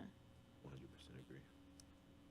Well, I think also the biggest thing is too, is like, you're probably never gonna get this opportunity again of land that you don't have any pressure on. Yep. Like, you can do the right thing with this. Like, we need to make sure we do the best and thing we can with this land, because, I mean, anybody could bring a development along, but this is our chance to actually do something with land we own, so. Right, and that's why I'm interested to see what was submitted, because I'm sure there are things that I never would have thought about that, that may be in that packet, hopefully. So I'm excited to see what was submitted. So do you know if they were submitted as affordable ownership properties or affordable rental properties, or, because that may be a Right. concept we want to, Yeah. maybe we're asking the board to get that direction or something like that. I'm sure that's represented, their models are spoken in the proposals, so when we do review them, I'm sure we'll find out whether it's going to be an ownership model or a rental model. Because it could be either one, the way Yeah, RFP was done, right? right. We did leave the RFP sort of vague on purpose, just to kind of get everything and anything, and with this being our first time to kind of jump into this realm, we wanted to see what would come forward, so. I like the signature design. And See what we get there. we have, for, if you will, entry-level habitation, we have apartments everywhere. I mean, I think there's 7,000 or more in Wake Forest alone. We have a senior affordable housing development here in Granite Falls, I guess, the Grande. We had an issue there, was rentals, and we had a number of our tenants, residents displaced because the owners raised the rents. Seemed like a little higher than they should have been, 40% higher or more. So affordability is an issue. We have a huge senior community that, like I said, we saw a number of people displaced there. Ownership makes a lot more sense because you can better control the monthly costs, whereas rentals, you're subject to the owners of what they will do. And I think the town has a unique opportunity here by owning the land to be able to control what goes there and how it's utilized for potentially generations to come if it's done right. So, Question for you, sir. Does the developers for this land, do they have any guidance, as in they're going to develop townhomes or duplexes, or are they trying to do a mixture, or are they throwing out several designs? Yeah, just from my initial glance, it looks like there's some proposals that have proposed townhomes. I think there was single family in there or duplexes, and even I think one or two proposals had a single building with multiple units. So No tiny homes, huh? I don't think so. No. I mean, I don't know if this might be a hard question to define or even answer. Did they roughly give how many homes they could put in the area? Yes, definitely. What was that? So Did I we miss can- that? It varied. I think What'd you see mostly? I'd have to go back and look. I'm just looking at it visually and looking at the buildings, but I can't tell you the units that were in some of those buildings. But that's something when we do present back to the board, it'll show the density of, this is a single building with 100 rental units inside, or here's 20 duplexes that are separate and detached. So there's different kind of concepts that we've received that we'll definitely be able to share. Yeah. Last question. Yep. I thought about it with our seniors, because we don't know who is going to be occupying, but also have the developers look at building something with people with disabilities. You may have some people in wheelchairs that maybe Right. would live there with certain type of ADA. Yep. I think that was one of the things we did put in our RFP to be considered. So I think as we look through each proposal, we'll see how they've addressed that to some extent. Thank you, sir. Yeah. All right. Would the board want to give any guidance to the staff with regard to whether the board is more interested in the 60% or 80% AMI level? Because that will make a difference to the developer and to the town with regard to how you can legally structure our conveyance. So 60% of the area median income or 80% of the area median income as being the targets for the housing that you're developing. Different programs authorize for the development community those two levels and go into the statutes that allow housing authorities, which is essentially what we have become in this sort of a setting, to use. So I didn't know, I heard workforce housing, which I usually think of as the higher of those two numbers. Is there any guidance for the staff on that thought? I think that's It's a loaded question. something that I would need to consider a little bit more than just a decision right now off the top of my head without I need to sitting research down, looking at it and thinking about it. My guess is that the development RFPs will have selected for themselves which box they like to be in, but that would go into how the staff might rank them if they were looking to be able to make opportunities for the very low income versus the moderately low income. and if it's a senior community, it would be the lower, and, then it's determination by this board where the greatest need is. I think that's a seminal determination, is whether we're looking at, affordable housing as a generic or senior affordable housing. very big difference between the two. That's true, 'cause at the Grande, they have 30% and 60%. But question, just to give all of us some explanation, can you define the difference in between those 30, 60, and 80%? Or can you? I can't, I'm not an expert. I don't know if Mark would be able to help a little bit. And we, one of the things we could do is maybe plan to come back at the next November work session with some of the answers to these questions. Yes, yes. As we're presenting maybe summaries of the 7 proposals, and then a lot of these technical questions and can get answered just to help us to make a more informed decision. I agree with that. Yeah. But yeah, That I would be think, great. I think we're gonna rely a lot on Wake County and their expertise in this realm too. So they've offered their help, and so they'll be participating with us, so. All of the numbers in Wake County are higher than you think they are. That's the first thing to know. A family of 4, 80% is $98,000. Wow. That's the March 2024. Wow. Wow. That's 80%. That's awesome. I'm always shocked whenever I look at it. Yeah. Guaranteed every time. Yeah, I think the recent number I heard on Habitat is like over $300,000 a house. Yeah. See some nods there. Really? Yeah. Yeah. That's about right. Wow. Yeah. And that's why they don't do houses no more. They're doing like duplexes or Mm-hmm. You too. townhouses or something. That makes sense.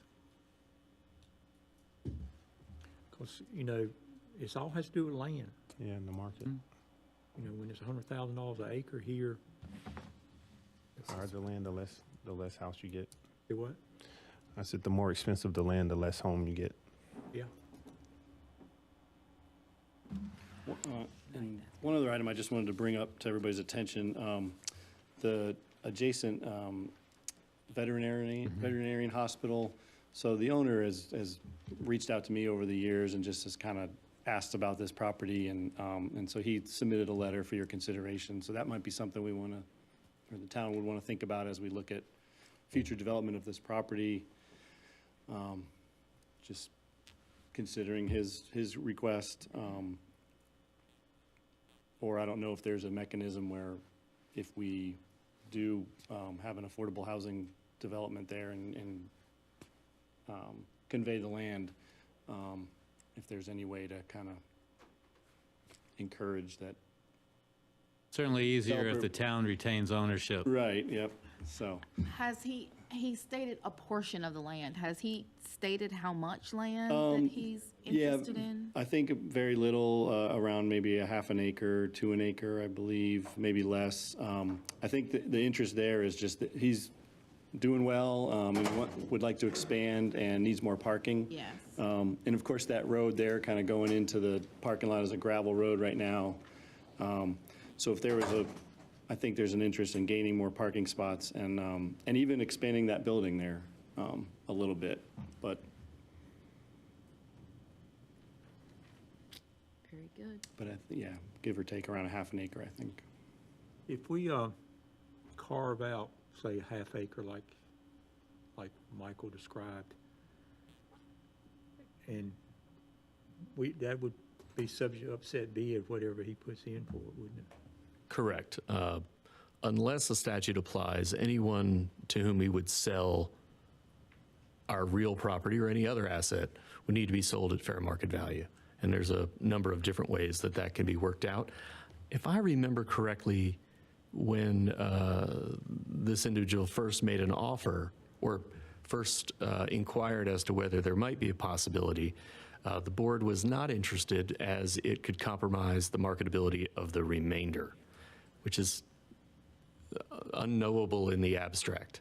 It's possible you'll know more in the future, but yes, whoever buys, unless there is an exception, would need to pay fair market value as calculated by the statute. But in this new concept that we're working on, we're not selling it. We're not marketing it for sale, so, Correct. So the same rules apply, however. So unless the statute applies, you could sell it to someone who wanted to develop it as affordable, age-restricted housing, and if they wanted to pay that much for that, that's what the fair market value is. So the structure that is discussed quite often is that the fair market value of land that has been restricted by property restrictions such that it can only be used for age-restricted, income-restricted housing, that land is now worth less, but that amount would need to be paid. So 6.48 acres, if the .48 is reserved to sell. Could be potentially sold to them, then this still gives us 6 acres to those developers. Yeah. In the question, how, if that part of what is desired there by the veterinarian is more valuable or less valuable, is suitable for development or not? Does it play into the ability of a future developer to develop that land? Of that 6.5 acres, probably not all of it maybe is suitable for development because of the topography out there. So, and we'll see that when we look at these proposals, how they've kind of laid out their buildings and preserved some open space in different places. So something to consider as well, that it might be a very valuable piece of the entire property that then is a deal breaker for somebody looking to do the development. Right. Because they might really need that half acre, for instance. But we just don't know yet, I guess.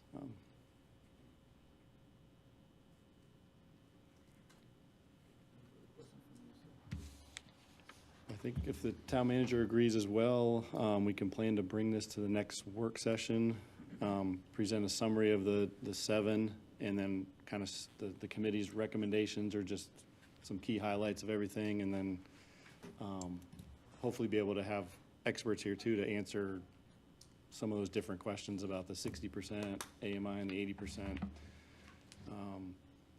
Yeah, I did hear from one developer that wasn't able to apply or chose not to respond because it didn't work for their pro forma and their feasibility study.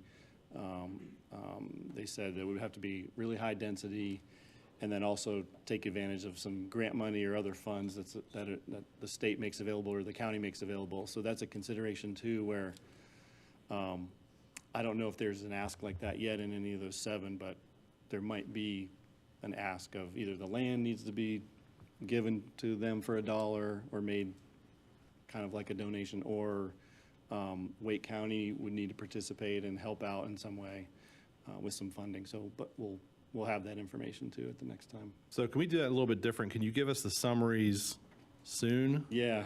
And because I know what's going to happen. There's going to be that one outlier that somebody says, well, what about this one? Why aren't we talking about this one? And then we'll have to go through this whole process again. I'd rather just get it out of the way, and then we should get back to you quickly. Tell us a deadline. Okay. And then you can give it to your committee and look at it, and that way we're back and everything. Because I don't want to. There's always that one, like I said. So I don't want to do this over and over and over again. So. Right. Okay. So yeah, we'll plan to get the summaries to you hopefully in a week, and then get your feedback and input, and take that to the committee. Thanks. Thank you, sir. Okay. Thank you. Appreciate that. Next item is Rolesville Downtown Development Association reports.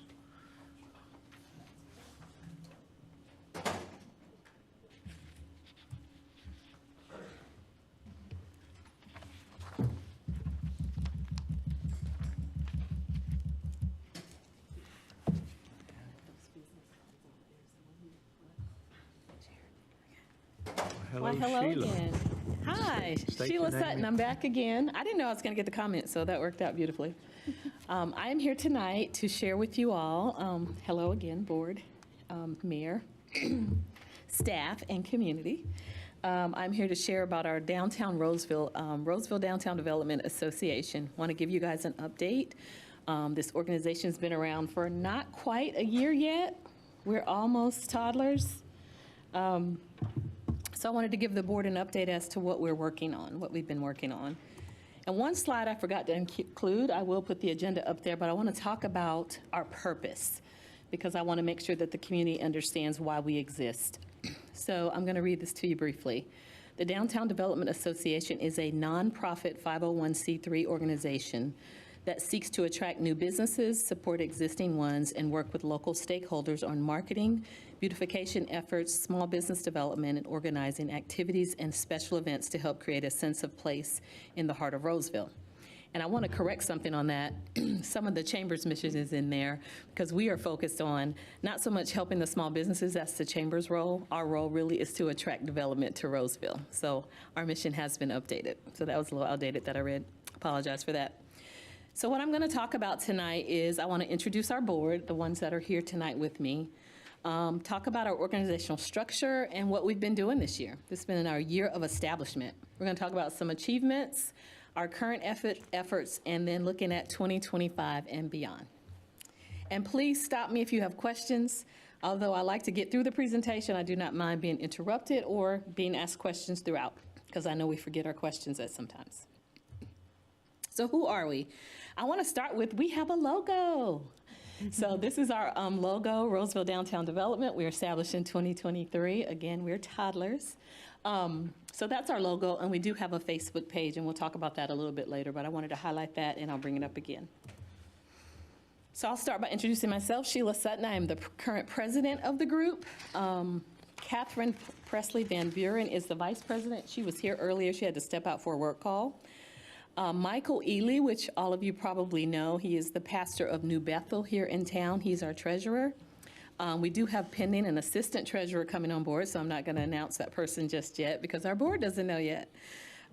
Murray Hathcock, he is the owner of the Taekwondo studio here in town, and he serves as our secretary currently. Kathy Batts, another business owner, is our assistant secretary, and she owns one of the monument companies here in town. Luther Williams, and I'll ask you to stand if you are here. Mr. Luther Williams is our committee chair. Yes, stand, Luther, for our economic vitality. Thank you for being here. Appreciate that. Sherry Bauer is the committee chair for marketing. Thank you, Sherry, for being here. And we also have a couple of our committee members here I want to mention. For our appearance committee, we have Ms. Regina Moore. If you will stand, Ms. Regina, thank you for being here. And Angela Harris as well is here from the board. Did I miss anybody? I think I got everyone. Okay, perfect. And of course, Michael McFarland is our Superman. He does so much with us and for us, and we work a lot in partnership with Michael, who's the town's economic development manager, community and economic development director is what I call him. Tony Kenyon is our current Rolesville Chamber liaison, and Michael Paul serves as a liaison from the board. And of course, Mayor Ronnie Curran is a part of our board as well, and he is there in his position as mayor, and he will be there. Thank you all for your support. So as I mentioned earlier, this was an establishment year. So what we've been focused on is filling out our board to make sure we have our offices in place as well as our committees.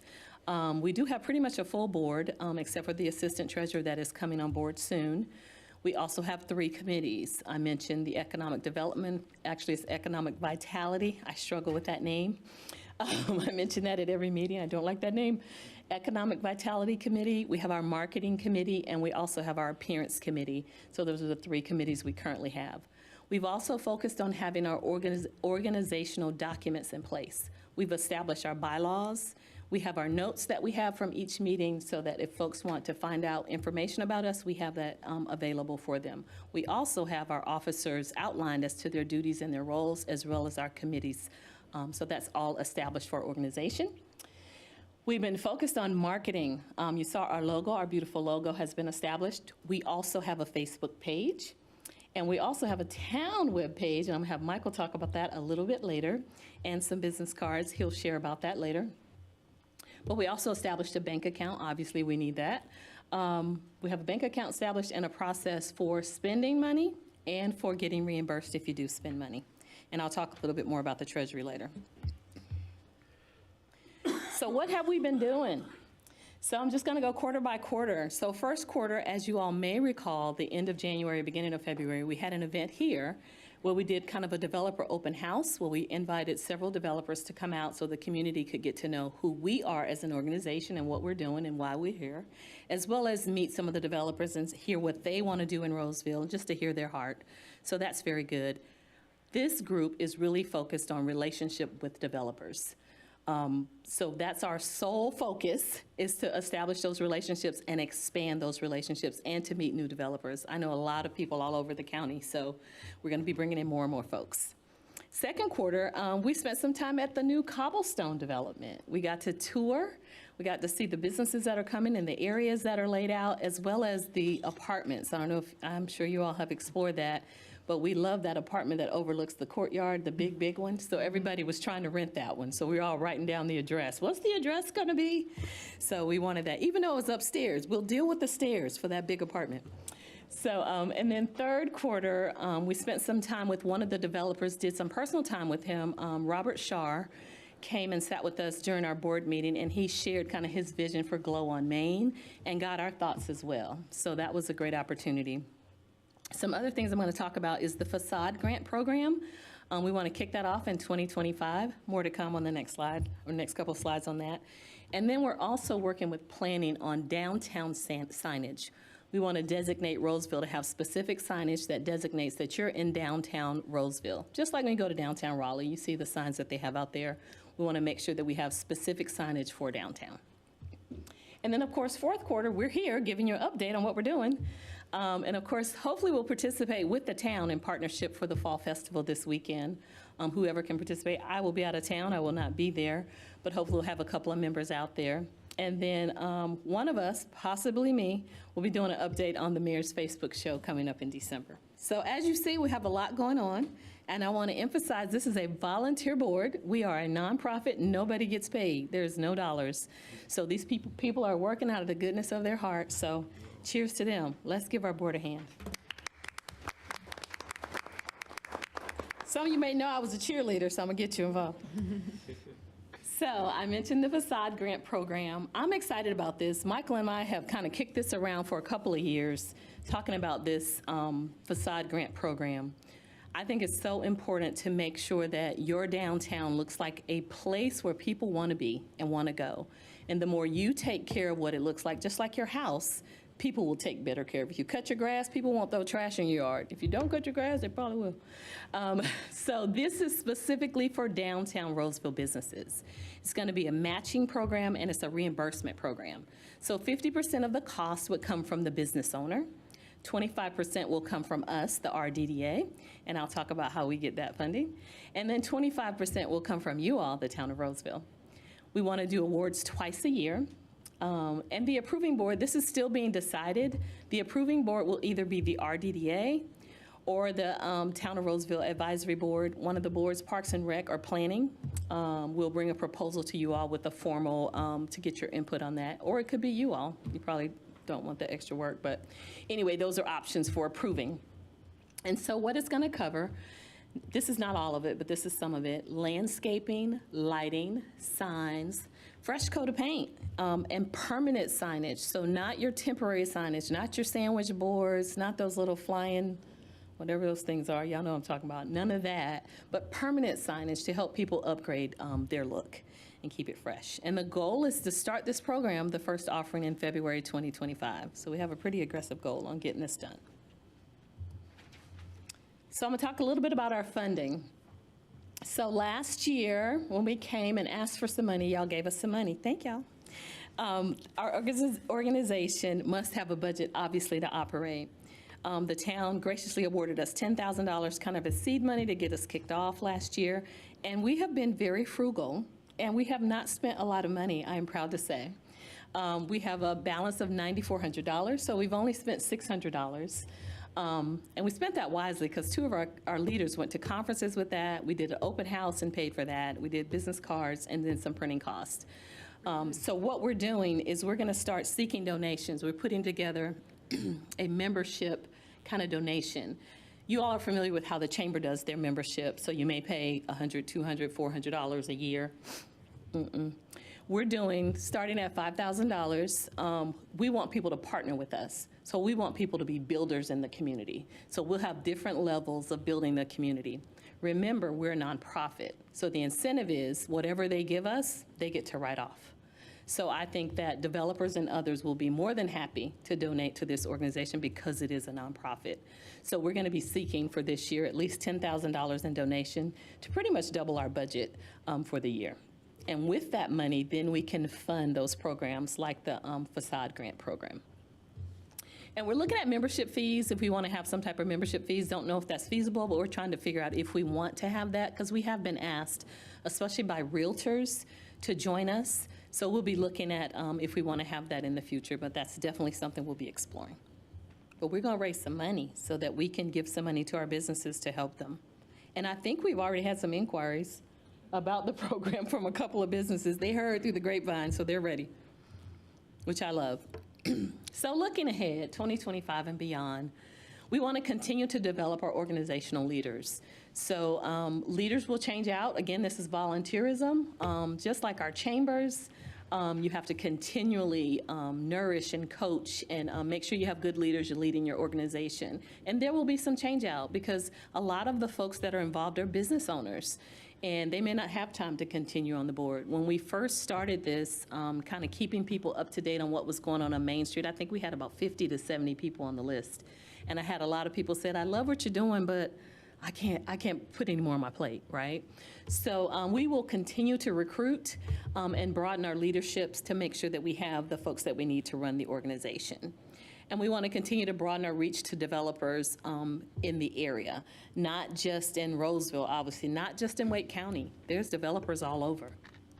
And then raising money for nonprofit, I already talked about that. And of course, we'll continue to get the town support because we need your support and we consider you all a partner. We're here to partner with you to help you carry out your vision and your mission for this town. So I already talked about some of the things we're going to do. I'm just going to highlight them. The facade grant program. Marketing, partnership with the town. What we've established for this year is that we've created a marketing team. We do have Sherry that leads the marketing committee. We are partnering with the town's communication person to do some marketing as well. So I'm excited about that. And a lot of the stuff that we do overlaps, so it makes sense to create literature that we can share because we're sharing kind of the same message. Fundraising, I already talked about that. And I want to back up and talk about Appearance Committee. The Appearance Committee currently does not have a leader. I have pseudo been leading it, myself and Catherine.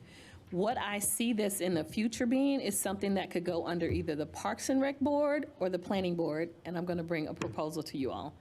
Because I do think planning does a fantastic job, the Planning Board does a fantastic job of looking at specs, but also when you're looking at specs, I think you should have appearance in mind for how things are going to look so that your downtown is intentional and you don't end up with stuff that you don't want. I go to towns a lot of times and I go, what happened? Right? And that's not what you want. You want to create that sense of place and it looks intentional and you kind of bring people along. So expect a future proposal about that. And then the other thing I want to talk about is advisors and succession. We have to have a succession plan because, like I said, officers are going to change roles. I myself committed to a year of this. I'm not jumping ship, but I do foresee that I will move into more of an advisory role in the future. Probably not 2025, but definitely 2026, unless they kick me out or you all kick me out. But we are going to look at that. So we will have a new advisory role eventually, and then someone else obviously will succeed as president. But we definitely need to keep that strength and that leadership, as you all know from being on different boards. So we continue to recruit volunteers. So I'm saying this so the public hears it. We're always building our organization, and we're always looking for good volunteers that want to be a part. This is a great opportunity to develop your leadership skills. Engage with Michael, who's an excellent person, and engage with the board and other committee members. So if you're looking at volunteering for something in the community, we would welcome you to join our committees. So just a few final thoughts. RDDA, Rolesville Downtown Development Association, is a great organization to help enhance Rolesville's downtown area because that's our focus. Our focus is simply downtown. We are not focused on all of Roseville. Roseville's going to grow, and we know our scope is downtown, right?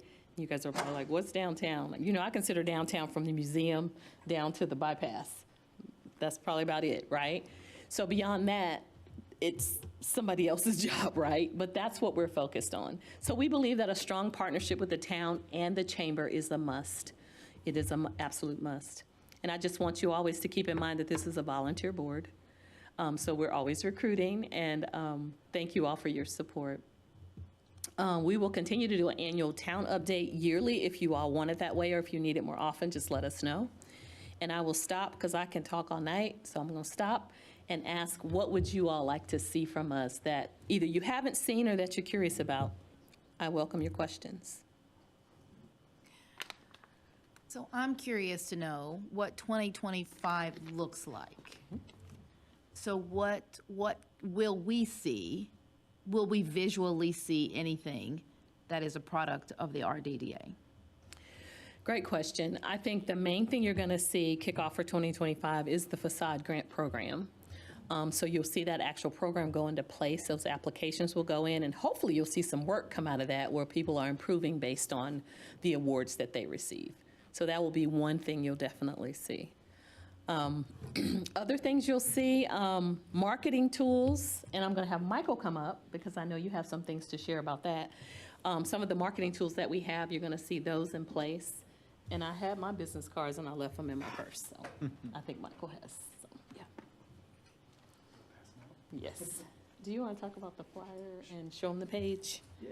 Yes.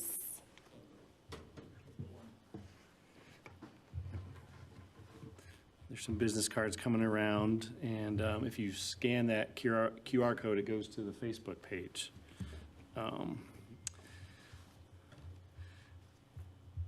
So this has been a great group to work with this past year, and Sheila's a great champion of our Main Street and downtown area. In a lot of towns, you'll see that they have a kind of a separate website for downtown development. If you look at, Garner and Fuquay Arena, there's some nice ones. Until we get to that point, until the group develops a little bit more and maybe has some more budget for their own website, Candace, our communications specialist, has been helpful in creating just a downtown page that makes sense for us to have anyway on our town website. So you can go here to the business section of our website and then click downtown.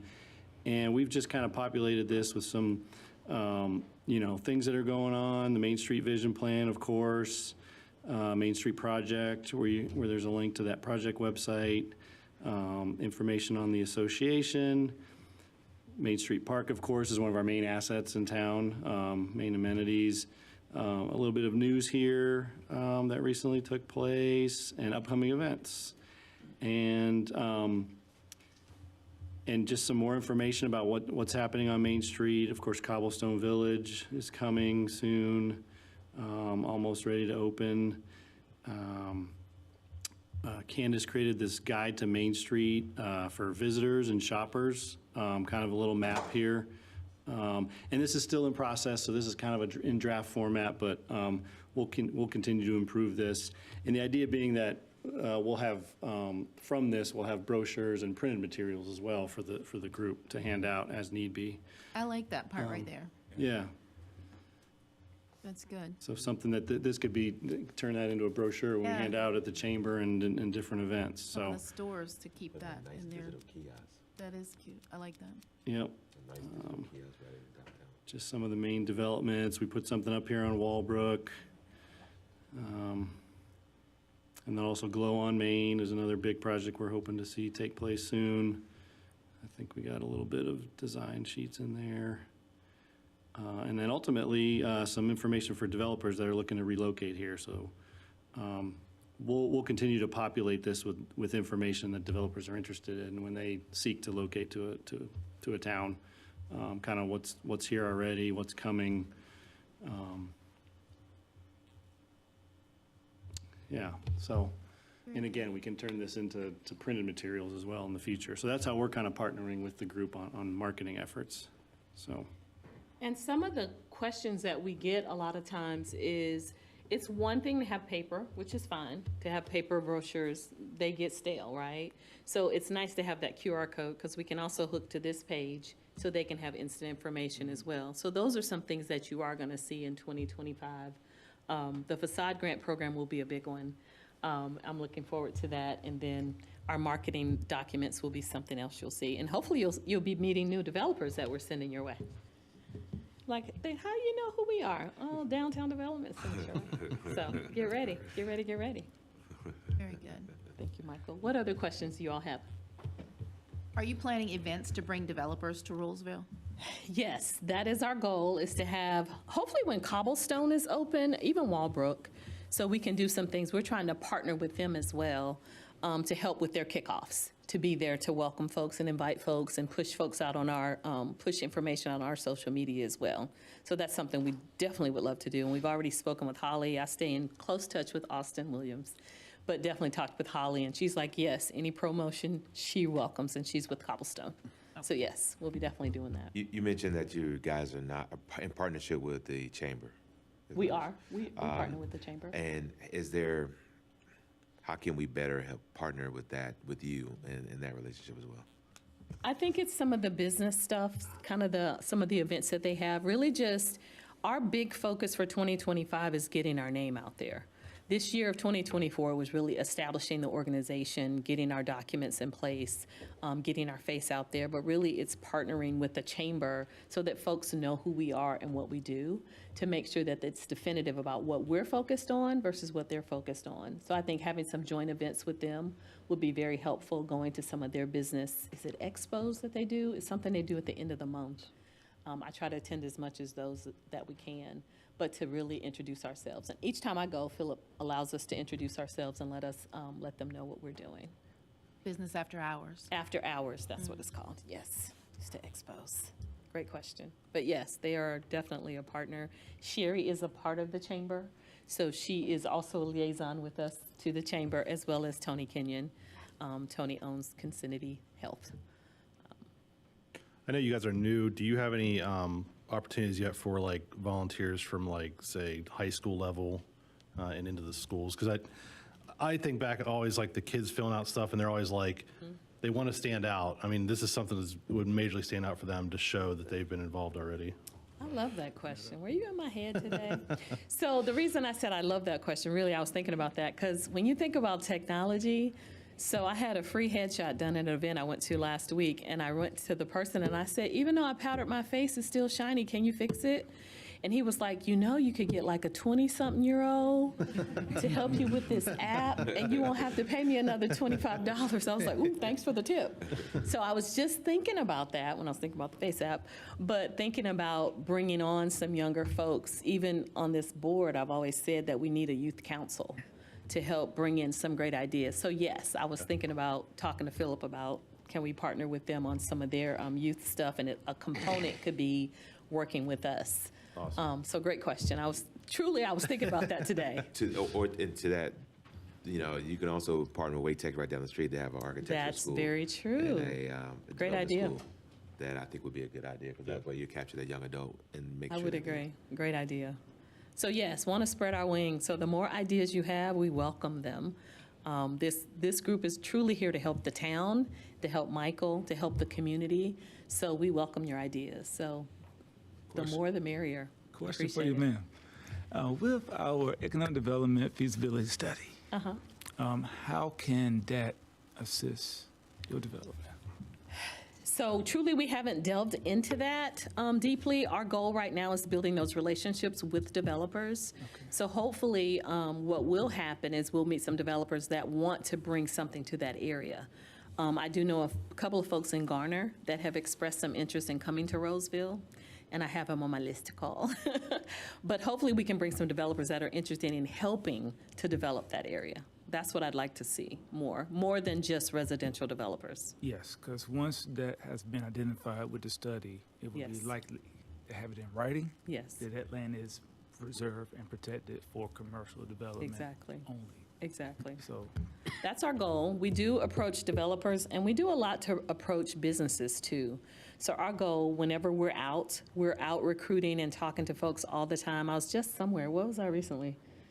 And I was like, they said, oh, I was at, are you all familiar with the Rapa culture? They used to have a food truck that came up here to the wine and beer over here. Oh, yes, yes. Oh, yeah, Culture. yeah. They used to only have food trucks. Now they have a brick and mortar off Glenwood Avenue. So I was hungry the other night, and I stopped in every time I'm over there. And I said, hey, have you guys thought about Roseville? And they said, actually, we're coming to Wake Forest. And I was like, no, you should come to Roseville. And they said, the owner lives in Wake Forest. So they already had a site identified. But some of it is just letting businesses know. It's marketing. Wherever you are, just sharing. We've been working on Prime and Nightdale, too. He's watching us. Yes.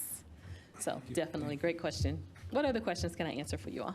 I'll just say, Sheila, you're doing a fantastic job. Oh. I get to see you through the whole year. You've been wonderful, Michael. Thank you for all you do. Luther, Sherry, everyone, like you said, it's a volunteer organization.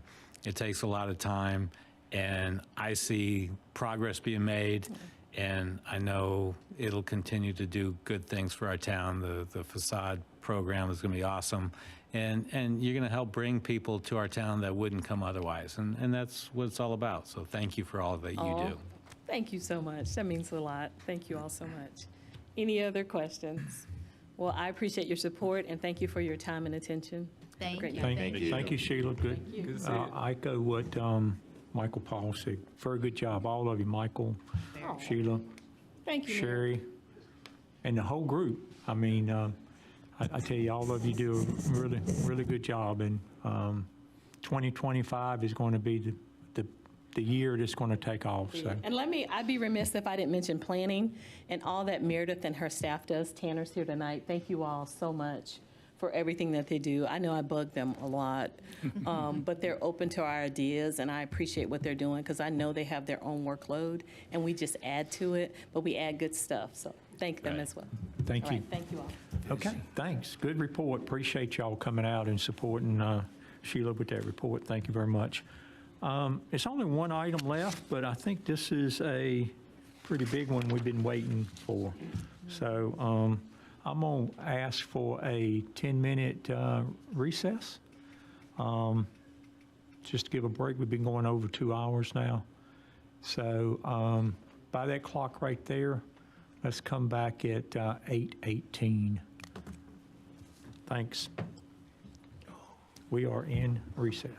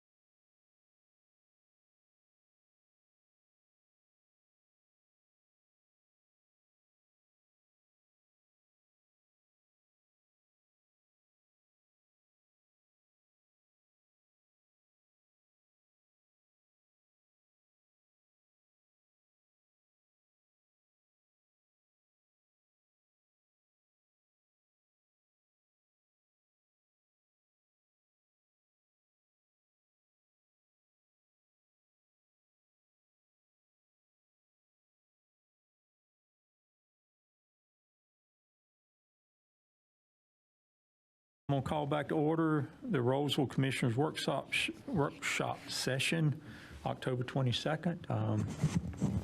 And we got one item left, which is Main Street project update. And who's doing the presentation? Is that you, Eric, or someone else? It'll be myself and it'll be Josh from RK&K. So Okay. I'll just kick it off. Thank you so much, board, everyone who's here. It's a pleasure to bring forward an update on the Main Street project. The presentation that we'll do is going to go in a particular way, and so I'll start with kind of the why. The reason why I'd asked for the agenda to be shifted was that the Downtown Development Association and this Main Street project both originated from the same idea, which is our Main Street vision plan and the vision for the future of Rolesville.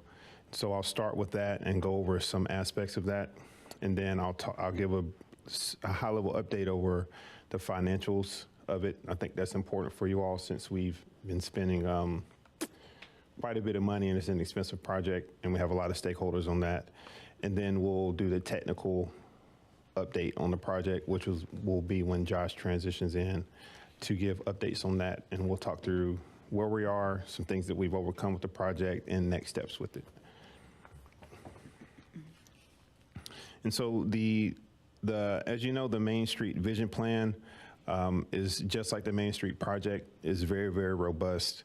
The Main Street Vision Plan was something that was initiated in 2017, and the community came together and drafted a plan to reclaim and revigorate the Main Street corridor, essentially culminating in the plan that was approved in 2018 with overwhelming support from the community. Since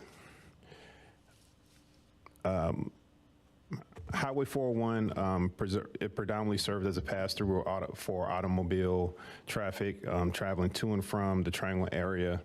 And so the goal of the Main Street Vision Plan was, how do we reclaim this? And so after the establishment of the bypass, we started that journey. There were 5 core kind of principles that underpinned the Main Street Vision Plan, and that's modal choices being a priority, and so that's walking, biking, things of that nature in addition to driving. Safety for all users was a critical factor.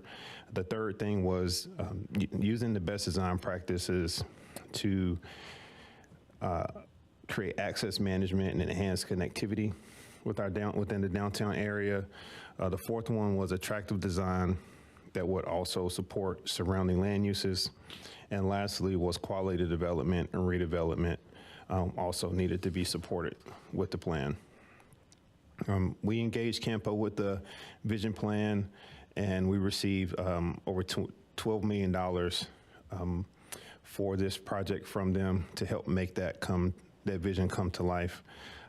A big parts of this plan, as you see, it expands the whole corridor, and so not only, in addition to what we currently see, and we're seeing work around the Main and Young intersection, a big part of that was a realignment of the Burlington Mills Road at Main Street. Other things that are happening with it that we've made great progress on is the streetscape improvements, improved sidewalks, and then new crosswalks and curb and gutter throughout the corridor. And what we'll see in the latter phase when we start, when we have the resurfacing and restriping and realignment, is an improvement of the bicycle transportation enhancements that you'll see. So those are things that will emerge from that.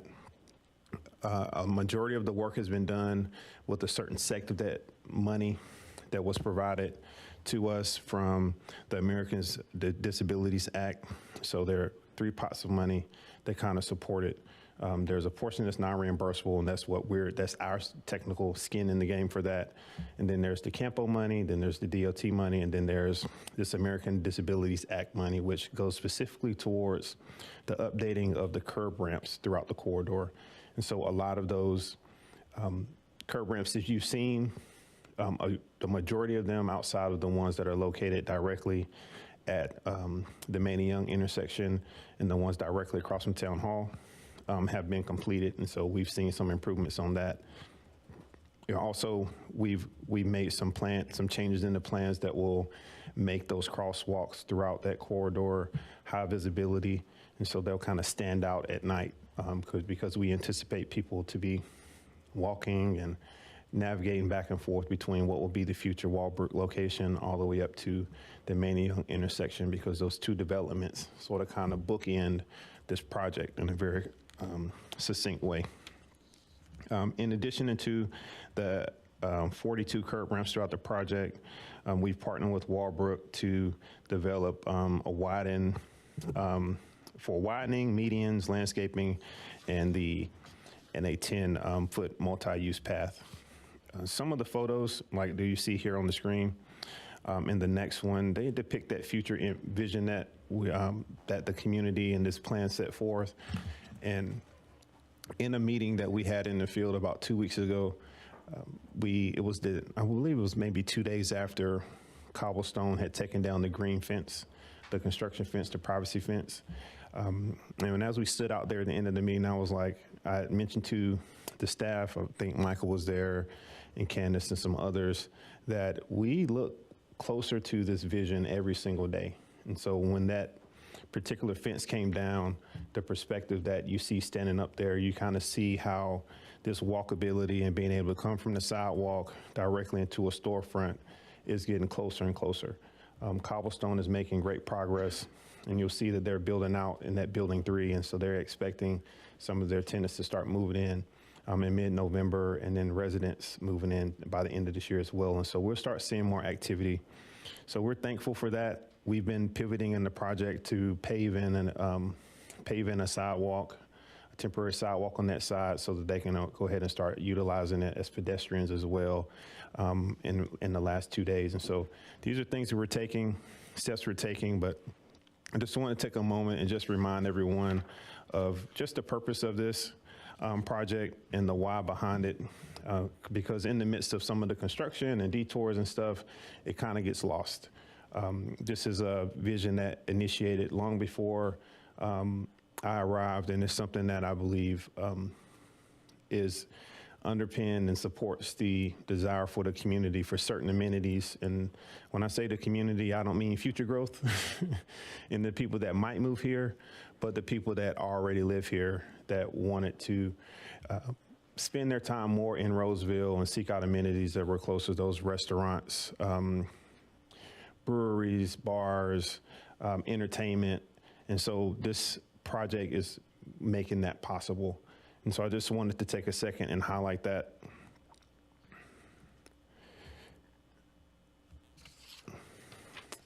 And then I also wanted to just look at the funding again. Again, the project represents over $20 million of investment into the Rolesville community, and it's supported by funds from the American Rescue Plan Act. 57% is from federal transportation grant funding. That's about $12 million. 20% is from the developer Walbrook, and 23% is local town of Rolesville funding. A project of this magnitude can only be executed through the help of our partners. So that's Campo, who we met with and provided an update on the project 2 weeks ago. So they're optimistic on that, and we've already started talking about future projects here in Rolesville with them. The North Carolina Department of Transportation, Crosland Southeast, Fred Smith Company, RK&K, and Stantec, who have representatives here. But also, as a small town, we have partners that often go unrecognized. And so I wanted to just highlight the fact that we work very closely with Wake County and the city of Raleigh as a merger community, specifically with city of Raleigh, that we partner with them on our water and sewer. And then with Wake County, we partner with them on all things related to stormwater, and then even with the state of NCDEQ. And so there are several other parties that we have to partner with. We partner with Wake Electric, we partner with Duke Energy, because some of you don't know that pretty much our main street just kind of splits, and to the right is Duke, and to the left is Wake Electric typically. And so these are people that we've had to work through to make this project possible. And before Josh kind of hops into the technical update, I just really want to thank him for that, because it takes a lot of expertise for us to kind of do what we want to do for it. And so as we transition to the technical update, where Josh will come forward, in general, this project is moving from like a current state to a future state, but there's a lot of history there. And so Josh will be showing some pictures on what the prior state of what it looked like before, and then what it looks like now, to kind of show progress to this point. And one thing that I wanted to just mention is that in addition to the things you see above ground, there are a lot of things below ground that was a prior state that's moving to a future state that we've overcome with the project, even as we move from the corridor from the more south west side up to the Main and Young intersection. And so we'll highlight some of those things in this presentation as he comes forward, but I just wanted to keep that up. And so again, just want to share more about that vision and where we kind of come from and the origins of the Downtown Development Association and also the project as a whole. And then that kind of gives a financial update. One thing I wanted to add about the financials quickly is that as of right now, the project is at 56% completion, 56.02% to be exact.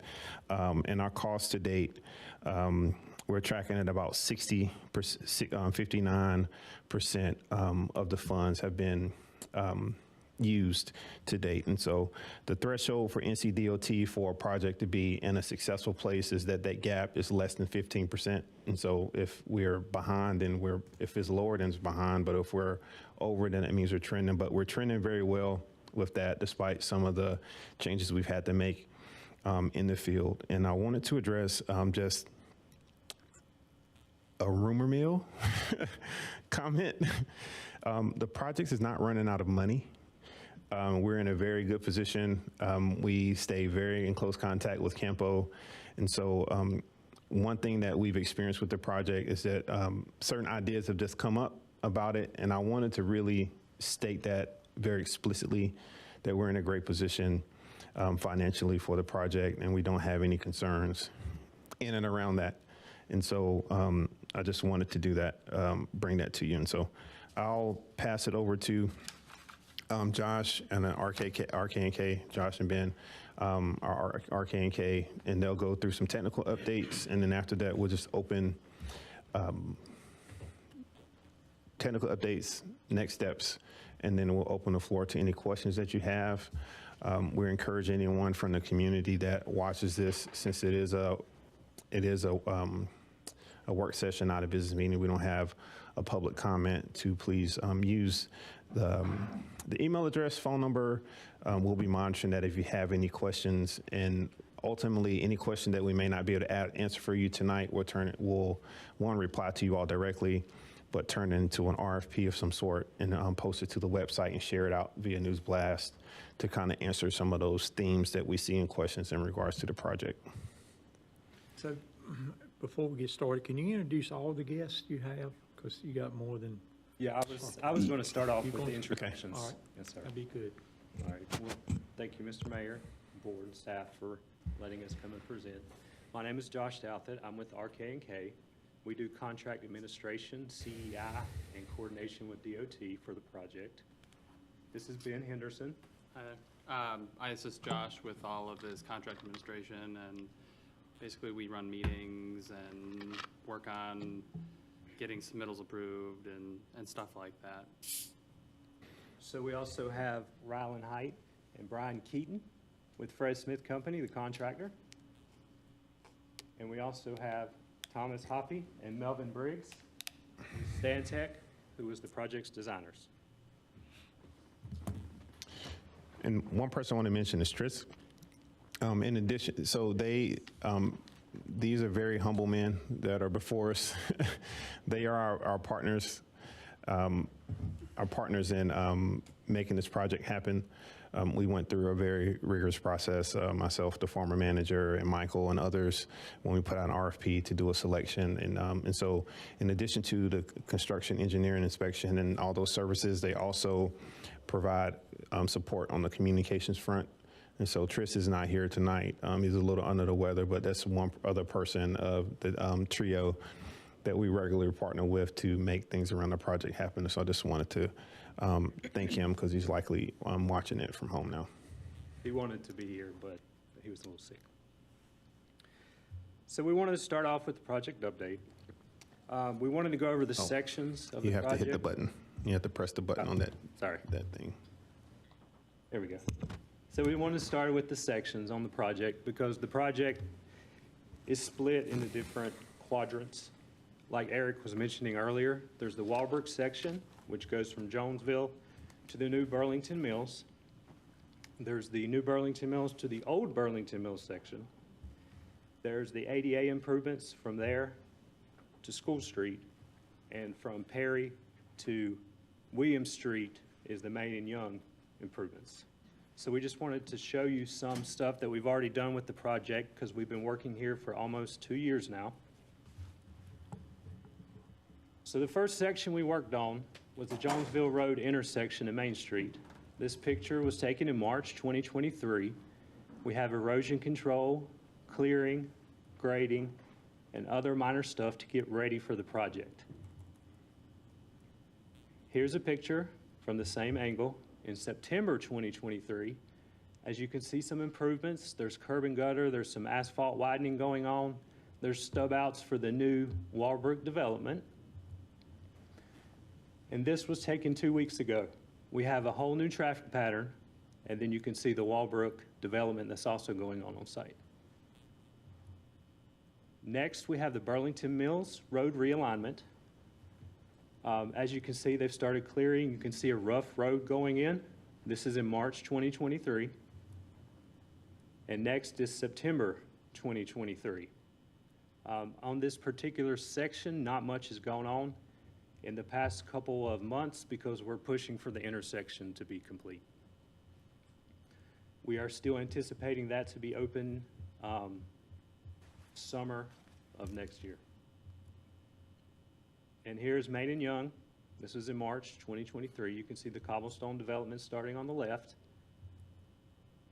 Here's Main and Young, July of this year. You can see where the road's been removed. And then here it is as well 2 weeks ago with the temporary traffic pattern that has the Main Street accessible. Next, as Eric said earlier, we know there's been some rumors. We know there's been some talk about the issues with the Main and Young. We just wanted to go over with everyone some of the issues that we've encountered. So one of the first issues that we encountered was storm drain outlet that goes toward William Street. You can see it on the markup here in orange. There was some issues with permitting for that particular run. And with that, we believe we should have it fixed so that we have the proper paperwork, hopefully this week or next week. Next, we have Dominion, which is now in Bridge. There was an existing gas line that ran through the intersection, and we had to get that relocated. And it's kind of hard to see on this drawing, but the solid yellow is what they were able to do before, and there's a dash line between Susanna's Antiques and Young Street. And that's one of the areas that has not been complete because we ran into some debris from the old gas station that used to be there, and we have to do some exploration to see what exactly is down there. Okay. So with that, there's a potential fuel tank in the area. We should have exploration going on within the next 2 weeks to see if it's just debris or an actual fuel tank. And from there, we will determine what action needs to be taken. And there's a little yellow where we think it is. So an issue we found that we overcame already was the old residence that was in the parking lot in the bottom left corner. We also found contaminated soils in that area as well. And with that, it was mitigated per DOT, DEQ, and Wake County standards. Contaminated from the gas station that was up there? We think we found an old fuel tank. We didn't dig out the whole area, but from talking to some people in the area, they think it was an old fuel tank that was used to heat a house that was there. Question for you, sir. Yes, sir. So this will explain why when there's no bodies on the ground working, there's logistics being done. Yes, sir. We have issues. We have to overcome them the proper way to make sure that they get handled. And if we run into a lot of utilities or other unknowns, we have to stop, discuss it, and see what we need to do to properly handle the area. Is there a typical timeline for contaminated soil? Usually, so once it's encountered, the work in the area stops. We have to reach out to DEQ to see how they want to handle it. They have to do some paperwork on their end to see if it's a known contaminated area, which if it is, it should have been marked on the plans, but this particular area was not. So now they have documentation that it is potentially contaminated in the area now. We have to get the material out of the ground. We have to take it to be tested, and then it has to go to a certified landfill that can accept contaminated material. And it doesn't have to be fuel or diesel. There's other items that consider it contaminated as well. Yeah. And there's sort of, in this case, there was no physical container found. Right. So this one was a little bit more simple. The one that's holding us up, on the previous slide near the Susanna's Antiques, we found a container, and we aren't exactly sure how big or the previous container, like the stuff that was in it. What is it really? So We're not sure if it's debris or if it's an actual gas tank that's in the ground from the old. And it's safe to say you didn't see that prior to, it was something that was just happening along It the way. was not No, marked. and so when they encountered the fuel tank, the only reason why we were able to determine it was a fuel tank was that one of the longtime residents, Mr. Edens, said it was a gas station there, and his family had paid for that fuel tank to be removed. And so we've discovered that there is still a fuel tank there, and so part of that exploration is to determine how large it is and what it contains. At the temporary parking lot, we did do, as staff, we did do exploration before that, and we had a septic tank removed. And so we hired a company to remove a large septic tank, maybe like 20 feet wide, 20 feet long by 40 by 40. So we hired a contractor to do that, and it was abandoned, and we felt that it would be sufficient. And so when they went in to do the parking lot adjacent to that area where we removed that septic tank, there was unfortunately an underground fuel tank that was there. And so that fuel tank had been removed, but it was found that that soil was still contaminated from the presence of that fuel tank there. And so they're very, very strict on that, especially when it's in proximity to residences and such. And so since that temporary parking lot is a parking lot, they were able to contain it and kind of encapsulate it. And so the future use of the area has a big impact on the regulations and how it needs to be disposed of and what we have to do to kind of clean it out. And so the temporary parking lot allowed us to move much faster, but with the gas tank, there is a gas line that runs past it, and there's storm drainage that also resides very close to it, and also water lines that are in that area as well. And so the presence of other utilities there makes it a little bit more complex. And so the solutioning that comes on their part on telling us what we need to do with it, it just takes longer. you also brought up a good point about what was around the contaminated soil. So in this case, there was a well that had been abandoned. That's one thing that DEQ checks on is, are there any underground water sources that people are using? And in this case, the well had been abandoned. The closest well within 150 feet had already been abandoned. We did some digging to track down the homeowner, and basically everyone in the area is on city water. So it's not something that is affecting the people who live in the area or the businesses. But we can move along. We don't want to get too far in the weeds on it, but just to let you know that there's, anytime you discover something, there's a process that we have to rely on our partners to do. It's highly regulated in the sense for the contaminated soils. There's a lot of entities in the area. It's a DOT roadway.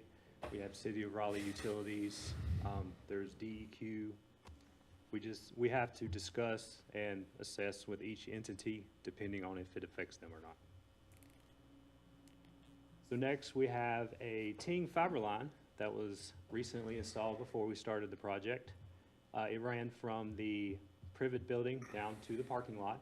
This also cost us a small delay while they had to relocate it, because if they hadn't, it would have been about 2 feet above the driveway. We had a sewer service line relocation that needed to be done. This blocked storm drainage heading down East Young, right there in green. But we were able to work with the property owner and get that relocated, and the storm drainage has now been installed. Next, we have a cobblestone water line tie-in. So the two water line designs did not match up with each other. So what Cobblestone has put in their water line 3-4 years ago, Eric? Yes. It's been a while. And when we went to go install ours, it did not line up. So we had to get a redesign with City of Raleigh. As Ben said earlier, we find wells all the time. Usually they're abandoned, but unfortunately this time it was not. So we also have to abandon the well in front of the new cobblestone building right there. That will be done in the next few weeks, but we also have to follow Wake County and DEQ guidelines. So is that in the road? It's actually next to the new sidewalk. Yeah. That's going in. It's a very big deal. It's 18 feet deep. So it's in the right of way? I think Yes. is what Yes, we sir. asked. A new well, another well. Yes. So we are working on getting that abandoned, but it will not be under new asphalt.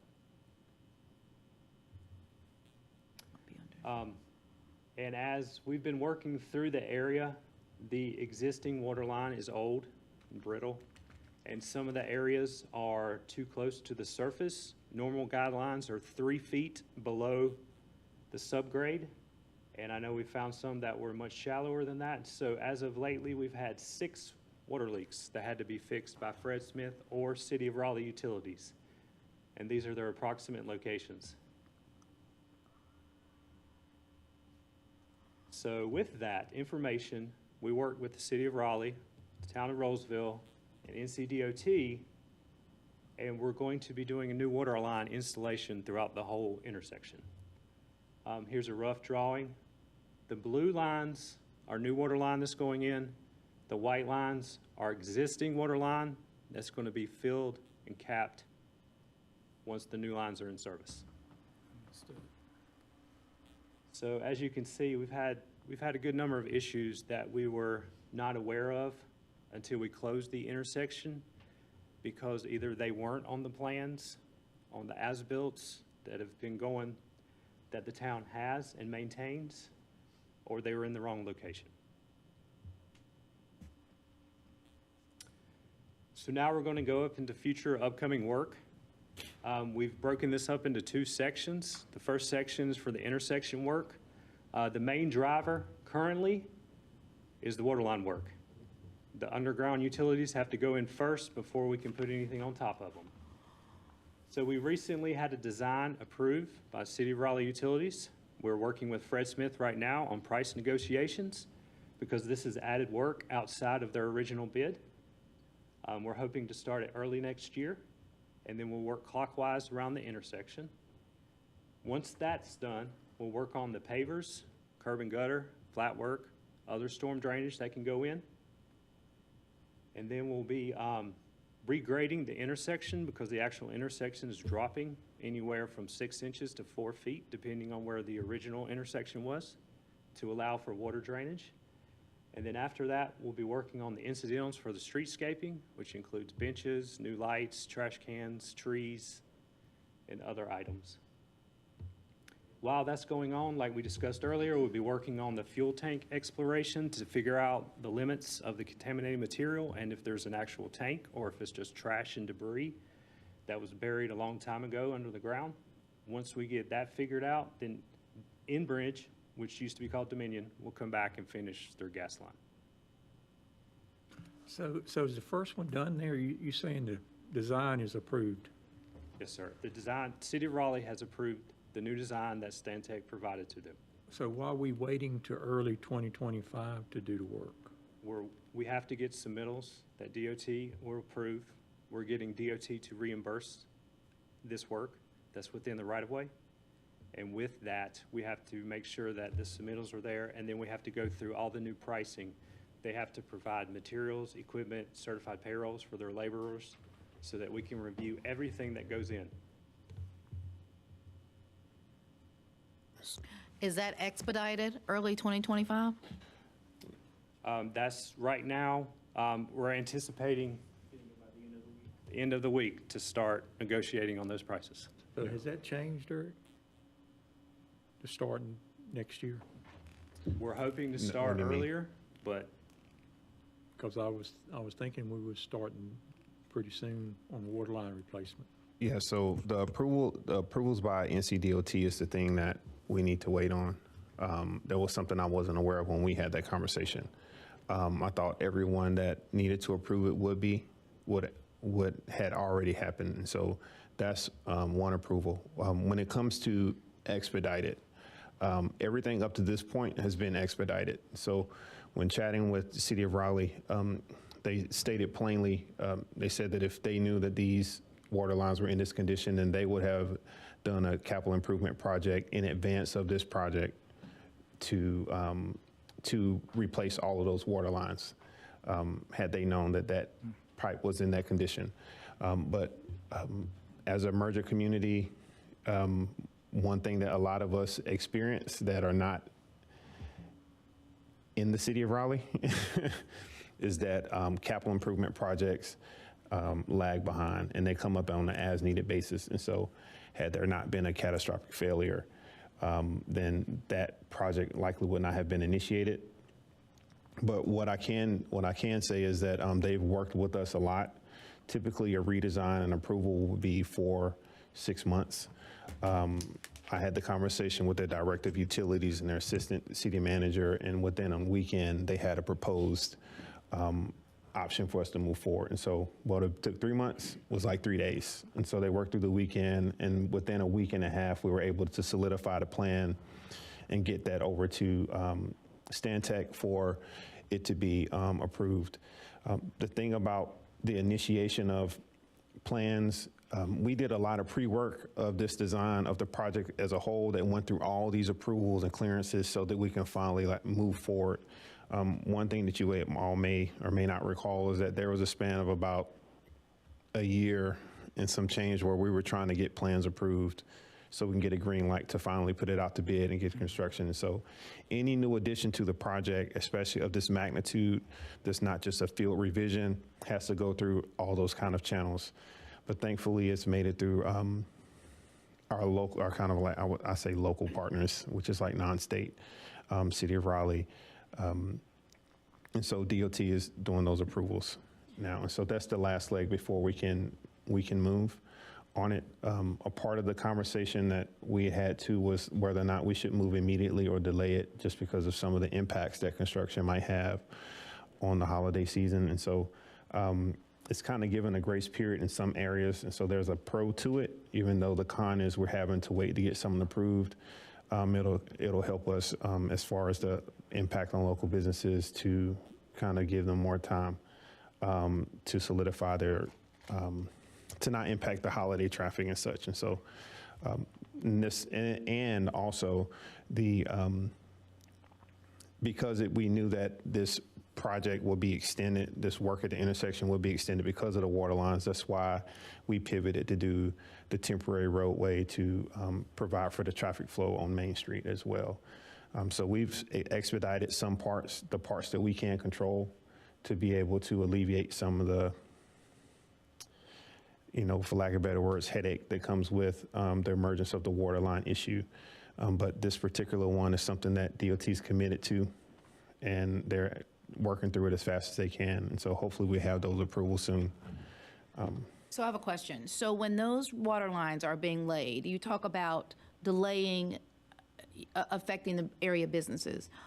Are more roads, I'm assuming, more roads are going to have to be closed down in order to install repair, whatever they're doing, those water lines. So is that going to cut off business, access to those businesses totally? So no, it's not going to be cut off totally. So there'll be intermittent water shutoffs just to do repairs and testing, but that's further out for us.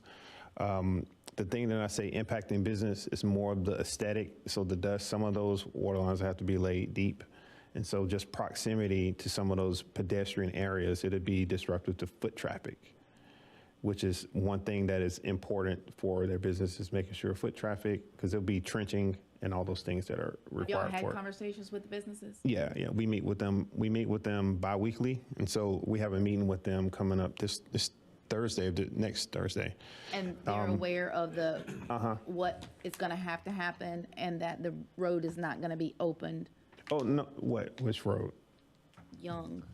Oh, yes. Yeah, they are aware. And so that's why we pivoted for so to backtrack, when we saw that this would be an issue, we asked them what can we do? They says, can you get Main open? And we said, yes. And so we have Main open.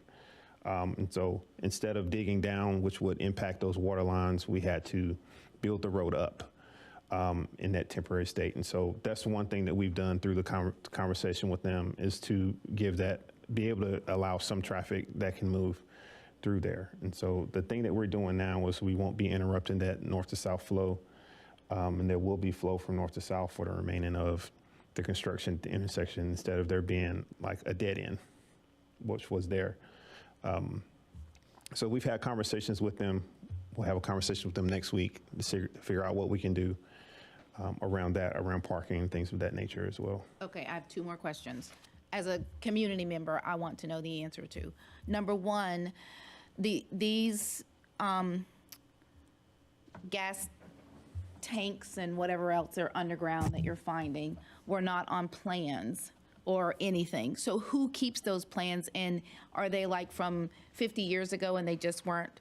Yeah, so Yes. we found evidence from an aerial photograph from like the 50s. Okay. That's how, when I contacted the DEQ person, he showed me, he's like, I think I remember seeing a aerial photograph from the 50s, black and white, real blocky. And he said, I think you can picture this. Come and find out. He had a similar conversation with Mr. Edens. Right. So there's nothing that could have been done beforehand by us to say, this is what's going to happen?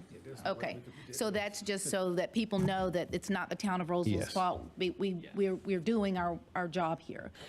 So then my other question is, what has been asked a zillion trillion times, when is the road going to open? If the work is not going to start until the beginning of the 2025, how long is that going to take? And when is Main and Young going to be open? So right now, we're anticipating late spring, early summer. Wow. As a resident, me, living here that it affects, that does not feel good. Initially, we were told, October? And I assumed, as majority of the other population did, that the entire intersection was going to be open. Understandable, there are issues. This is huge. This is a major issue. This water line thing is a huge. big curveball. That's correct. So I asked before if it could be expedited, and you gave the explanation of not wanting to affect the businesses during the Christmas season. Could it be expedited by DOT, I think you said is what we're waiting on now? And if so, could it be expedited? Could it be move faster earlier? And then if so, what could we do to help the businesses at that point as well? Yeah, so I think the biggest thing when it comes to expedite now is once DOT finishes approving these plans, we'll have to have a sit down with Raleigh Water and to see how we can do this strategically. And so that's literally the only way to expedite. But one thing that you have to remember, it's a lot of water line. Like, that's a lot of water line. And effort only speeds up things so much because it's a lot of water line. And because of the frequent breaks in those, and it's AC line, it's asbestos concrete. pipe. And so this is something that nobody builds with anymore. It's something that was outlawed in the early 90s as to being not a suitable carrier of water. And this is one of those things that Last year that they actually used the AC line was 1970. yes, So this line has been in the ground for 54 years. yes, It was there before 1970. you never know. And so that's what water is currently being carried through? it's currently carried through. And so it's not unsafe, Okay. but it's something that does not show, that did not prove the name of it, when we say asbestos. That's why I always say AC. It's not unsafe as far as something that carries it, but it doesn't have the lifespan. And it's one of those things where if you get close to it, this is what happens. The same issue would have happened even if, so we're lowering the road. This kind of AC pipe, I've experienced this in other municipalities, specifically in the city of Durham. Even if we would have, if you look at the crown of the road, nobody ever milled it out. They just paved over it, and paved over it. And so there's probably, based off the thickness of that, 3 or 4 pave over it. If ever there was a mill, like a really let's mill it down, and you vibrated with a roller, all of those pipes would have burst. And so that's just, if you just do regular paving, like resurfacing, like we've done in the neighborhood, all those pipes would have burst. So in the prep of this project, that was not identified as a risk at all? City of Raleigh did not flag that as a risk when the plans went through approvals. They knew that the water lines were there, but the integrity of it is something that CIP projects typically are more reactive than proactive. Wow. And so that's something that. So any of the consultants we hired, should they have identified it as a risk? I mean, now hindsight is 20/20, but this is unacceptable to the residents, for this to be closed. It sounds like it'll be closed 12 months, because it didn't say beginning of the year, April. If you look back, it says early. It starts early. He said spring. Yeah. Summer. So, Yeah. What happened? What happened when our experts told us, we hired us consultants, it's going to take 2 to 3 months road closure? What happened? The water lines broke. The only thing to blame is Father Time and expired water lines and not being on top of water infrastructure. In all honesty, those water lines should have been addressed in a CIP long before this vision plan was ever even thought about. So those water lines should have been addressed in a CIP project. A lot of merger communities experience this, honestly, but they should have been addressed, 10 years ago, pre-growth. So in the planning of this project, who should have identified the water lines being bad? Or 50, he was saying it's 50 years old. Who should identify them being 50 years old? As a merger community, Raleigh Water takes full responsibility of our water and sewer. That's why they got us approval in 3 days, because they took responsibility. So the alternative with Raleigh Water doing that project is preparing contract documents, which could take Correct. 3 months, putting it out to bid, which takes 2 months, and then Securing funding. Yeah. Securing funding as a CIP project, because they have a CIP portfolio for their merger communities that operates the same way as our CIP program that we do with all of our amenities and such. And so this is something that, if they did, would have hit the calendar next year. And so it would have been a year plus of effort on the pre-end engineering approvals, funds being allocated to turn into a project that would have taken 6 months. And so the most expedited way is to add it as a change order to this project to get it done. And so they've extended us, well, I don't want to say extended us grace, because they didn't really have a choice in the matter. But them providing expedited clearances for Fred Smith's company to take on the work, who I feel like they have full confidence with that. And so the other option is that so there's a Raleigh water piece, and then there's the effort piece. We have to talk through what that looks like on a cost scale and also on an availability scale to see if there's any kind of way to expedite the work. Unfortunately, there's a lot going on in the state right now. A lot of people are being allocated to the Western North Carolina. And so there's a shortage of, we trying to order lights to illuminate a pedestrian walk, and they've sent them all west. There's a lot of things going on that are creating pressure on just the provision of labor and then the provision of the stuff to do the actual work right now. And so these are things that people see on the news that you don't understand really impact what we're doing here. And so the effort piece, the labor piece is one thing that we're talking through to see how much and how much we can do. Then there's the Raleigh water piece that we have to think through the strategic execution of it. So those are the things we're figuring out right now. We don't have answers with. It's something that we talk about every day. And so now that we have the approved design and we can have DOT on board, then we can kind of move more intently on nailing down some of the deadlines for it. So the $20 million question here, besides this intersection, is the Raleigh water line running right down Main Street that we're already going to fix. What's going to happen to that? I mean, we're going to mill that all. What's that? The old one is going to be abandoned. All the way through, like, I'm talking, not this intersection, I'm talking from here to Cobblestone, or here to Walbrook. Like, No, we're just doing this section. We're just doing our section, and so it's on their radar. But I'm saying that you're going to pave all this and make it look beautiful, and then you're going to go through and tear it up in 2 years to redo this whole water line all the way down that road, because it's the same pipe. It's not anything different.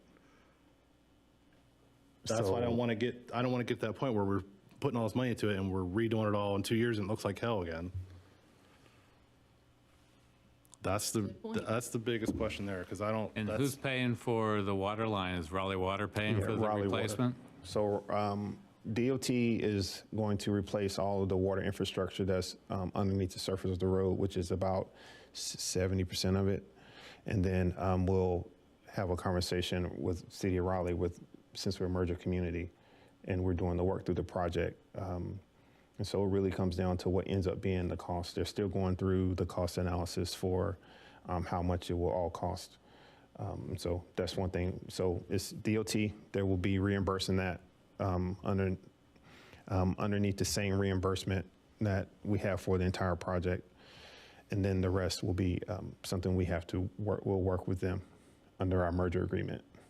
Commissioner Vilga's point still stands. Yes. This entire line is ACP, right, or whatever, and if I would that's the assume case- I would assume the water line, yes. If I don't trust So it, that intersection, it all I don't has to trust be it down that replaced. road. Yeah, but the thing that we're discovering is we can adjust our approach to the resurfacing for the rest of it. And so this is something that we'll take into account now that we know it's there. I think it's important, I'm sorry I cut you off. I think it's important to say that the reason it was breaking was because we had removed 2 feet of material and found it. It's insulated by 2 feet of material plus 6 or 8 inches of asphalt throughout the rest of the project. I mean, it's not great that you have this water line that you know needs to be replaced, but I don't think it's in danger of. I don't know. I don't want to disagree with you, but I know, 500 feet down this West Young Street, we had a major blowout of this same line. So I know there's mess all through that line. So is there any way to remediate the existing pipe, or do you have to completely replace that pipe? Is there any way to line or do anything? Or Not really. Okay. In fact, to do some of this work, to put the new line in, we're gonna have to probably encase the old pipe. Right. So that we can work on top of it and near it without, so we can continue, everyone can have water service to their homes and businesses, because it's that brittle. I just don't want to spend $20 million or whatever we're spending on this thing to tear it up in another year or two. And so that was one question about that. The other question is, I could have heard it wrong. Burlington Mills intersection, we stopped on it to get to this intersection, but now we're not doing it with this intersection right now, so are we moving back to Burlington intersection to get that done? So the reason that we paused work on the Burlington Mills intersection is because there was a sewer line conflict Okay. along Main Street, and we're not able to widen enough for the double left turns Okay. to allow cars. We were working on this intersection first, trying to get this back in operation, trying to get the water line installed because we know it is a priority for everyone in the town. And then once the utility crews had moved off of this intersection, when they're doing the streetscape, the paving, the grading, they were going to jump down to the other section to finish that sewer work so we can widen the section of Main Street from the new Burlington Mills to the old Burlington Mills. So can we move, I mean, we're talking 2 months now. Can we move down there and do that then? As long as the contractor can schedule it, we shouldn't be a problem. I understand where, I'm in the construction industry too. Not like this. You guys do a lot of stuff, but people need to see progress. They don't see this. You could put this up on everybody's TV tonight and they still don't care. They want to see progress.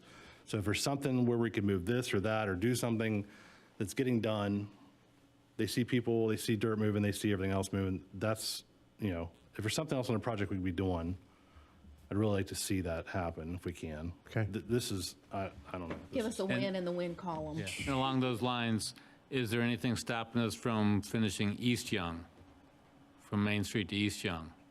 So there is a big grade drop on East Young. And to do that, we'd have to have a new signal installed because of the issue with the T intersection there. And we have to widen it out because of the barrier wall. We'd have to make it safe through the area. But then again, that is another question for the contractor that with their work scheduling and sequencing, we can definitely discuss it as that It has to be done at some point. priority. Especially if we're waiting on something else, like Commissioner Vilga said and Commissioners Need. We need to see something, and if we're stalled in one area, let's work on the others. So this intersection is pretty much done until sometime early next year? What additional work? Because they finished out the temporary, the asphalt side path in front of the new cobblestone building yesterday. And then there's some more curb ramps that are going to be installed with the high-vis crosswalk between the parking lot and the Creative Exchange building. What all plans do y'all have besides that? Now, as far as on Young Street section, the water line is stopping the Young Street and the Main Street. I mean, yeah, could we go ahead and put in temporary access? But it's gonna be the same thing with the Main Street. You're spending money that you shouldn't have to spend. As far as the way we see it as a contractor, we're trying to save you all money. It makes more sense to do the water line and get that established to where we can actually work one side of Main Street and tie in Young Street and switch the traffic and work on the other side. And that way you can maintain at least north-southbound traffic through the entirety of the work on the project. And so Yeah. that's one thing I want to highlight in that when he talks about save us money, we've built in a certain level of contingency into this project that we're tapping into even for the temporary layout right now. And one of the things that as an internal project team, myself, essentially that's overseeing the money, myself and Amy, is that we have to do this back calculation of what we will not be reimbursed for. And so as we kind of move through these things, we built in a certain level, which is typical, a certain percentage, and we have not reached that amount, right? But, and it's scary to say that, a temporary layout can cause a certain level of rework that can be to the average person a whole lot of money, but in this the grand scheme of things, when you look at a $27 million project, it's not, relatively speaking. And so that's why I'm not really saying it. But we're trying to find a path to provide the access, alleviate, but also decrease the amount or maintain control of the amount of rework that we won't be reimbursed for. And so this temporary layout here, we won't be reimbursed for it by NCDOT or Campo, right? This is something that we know that we won't be, we know right now, but it's not set in stone because we have already planned to go back to Campo at a later point, have a conversation about a lot of the field changes and stuff. And so there's a possibility that we'll be able to obtain, we knew that we'll be able to obtain more funding at a future point for any of the things we found and discovered in the field, but those things aren't certain. And so we're balancing this thing of trying to make sure we're not increasing our non-reimbursable amount to an extent that it would hinder the project, but also trying to move it forward as aggressively as possible. And so that's why when someone asks a question, it's like, we have to get back to you. There's a lot of engineering that has to go into it. And it's not because people are incompetent. It is because people know what they're doing.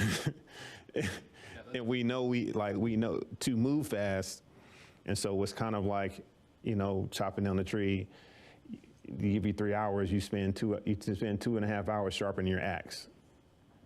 And then you spend 30 minutes chopping the tree.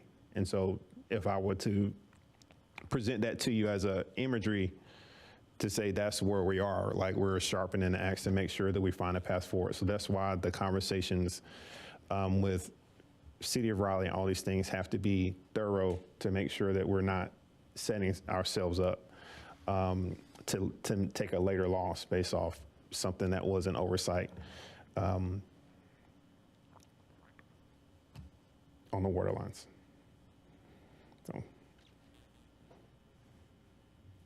So how old is this slide here? I mean, is this a recent slide or? The picture? Yeah. It was taken about 2 weeks ago. I mean, with the water lines and all that, I mean, like, this is something I feel like we should have told the public a week and a half ago. Yep. And this would have alleviated a lot of the issues we have right now. I hate social media, but I'm just saying, like. I understand that, Right. but a picture without explanation is This is bad. very difficult. And so it's a technical solution that needs to be talked through. And so we want to try to do a more phased approach and attack certain longer arms of this line. But again, the way that we replace it has to be something that has to be approved.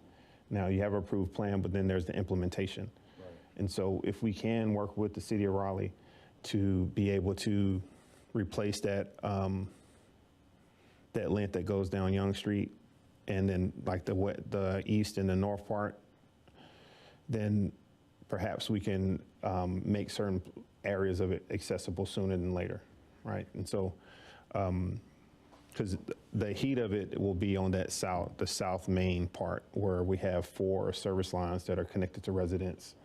The businesses and the residences there, most of them are occupied. And then the water lines that are along the cobblestone frontage. And so that's the bulk of it, because it's a really tight space as well. And when you add in the temporary layout, it takes away from the space you have to work. And so. Yeah, to kind of address what you're saying, Paul, as of last Friday, I was understanding that they had all the approvals and this water line was going to start being replaced immediately. So that's just how fast things change now. First time I've heard it was tonight. Yeah, that was You're one talking approval. about early 25, and I don't even know what early 25 means, but February, March. I don't know. We But didn't want to provide you tonight with a time frame that we knew that was not going to be achievable. With that, we have the price negotiations, and the price negotiations are to help DOT reimburse for this work. Seems like it changes every week. Yeah, and again, like I said, I'd like to see what City of Raleigh says about that line all the way down through there. I mean, I know that's a can of worms to open up, but like, and I know it's going to need replaced regardless at some point. And if you have it all torn up already, It's a can of worms we're going to open no right, matter what. it's the same line that's right there. So I don't know. I just don't want it to look like trash once we get done with it. I want it to look nice. It's supposed to be our downtown, so I'm concerned about it. I'd like to have their input on that. And I know that's, like I said, that's way out of scope. That's way something different, but It goes all the way down Main Street, doesn't it? But the rest of the work that we have to do with this project isn't as invasive as what's happening at the intersection. The only work that would be disturbed by waterline work would be really the resurfacing on the middle portion of the project. I mean, it's quite a bit of asphalt, but it's not like a full reconstruction. famous last words, though. Yeah, the pressure of the resurfacing, is that going I to just don't- affect the brittle pipes underneath? Oh, my God. Right, that was rose-colored glasses right there. Yeah. Yeah, so, Well, Not- I think the priority is get this intersection open. That's the priority. I know what you're saying, Paul, but the Yeah. priority is to get this intersection. Yeah, regardless, I mean, if you're, you can work around traffic even if you're doing that water line down through the thing, but this is priority, and I understand that, but just, I'm just trying to think long-term with this thing, because I don't want, like I said, you're gonna have a strip down through there, 3 foot wide, you've torn out this whole road that we just put in, and try to explain that to the public of why it looks like hell again. I don't want to do that. I think this needs to be communicated very, very, very well to the public. Full That's- transparency about this summer 25, potentially. That's why Candace is here. yeah, this is, Your this is, job is cut out for you, girl. Trying to hide Candace? yeah, so what I don't want everyone to think is that this is like a 3-month-old situation. Problem, yeah. That we've been like brushing on. This is a 3-week-old situation in which I wanted to do. Time bomb, really. Yeah, time bomb, because the plan was to make this update last month, but when we had those,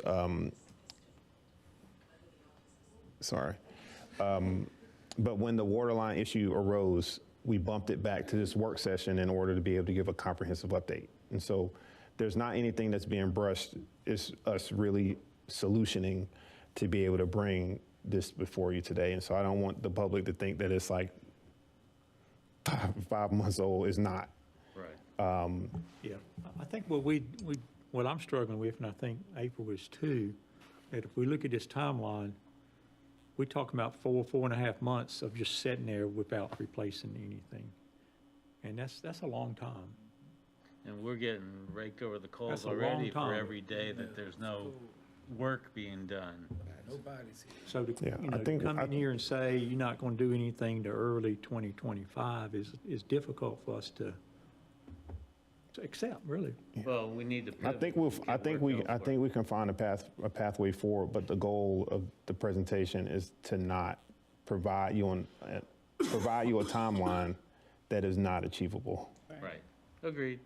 And so we've been balancing a sentiment of optimism versus realism, and given frustrations around it, optimism doesn't really help when it comes to saying, well, you said this and then now it has to move. And so what we're presenting to you is a worst case scenario that we're hoping that we can narrow down and provide updates on at a later point, because we've been able to get traction on certain things sooner than later. How often do you guys get like quality updates?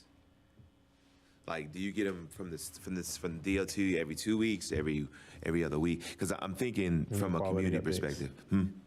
Like, I guess from my perspective, as I sit here and hear what April, Commissioner Vilga and Commissioner Sneed are saying, is that we just need more comms of some sort. If it's a weekly update or bi-weekly, like so whenever they get you. we do almost daily updates on social media, and then it's been about twice a week we're doing a news blast that gives a more expanded explanation of what's going on. There have been updates on the project website. Yeah, and- To in recent feedback we've gotten to, we're working to, we actually, up last week, we sat down, myself, Michael, and Candace, and updated the communication strategy. So we'll try to migrate a lot of the information from the project website to make it more readily available on the town website, so that it's more accessible. I think that, so we've had, we've been communicating, but people haven't been looking where the communication is. And so it's really listening to feedback to say, how can we put it in a particular place where people can find it? And so the way that we're doing it now is the daily updates and saying, this is what you'll be seeing going on. This is where we are on that. And then in the newsletter, the news blast is going out. We've had these kind of like barriers that are kind of updated consistently as to like progress on a particular thing, the water line being one of those things. The news blasts are really good. Thank you. They are Very good. They are. Yeah, and so we just really encourage people to subscribe. And so one thing that we've done is we've strategically worked with Parks and Recreation and added every single email that we have for the town to the news blast. And so what was a subscription base of about 1,800 people is up to like almost 9,000 people. 8,759. Very good. And so typically, and then we just will allow them to opt out. Because we've been asking people to subscribe to the News Blast. We've done subscription to News Blast at the Fall Fun Fest, at the table, QR codes.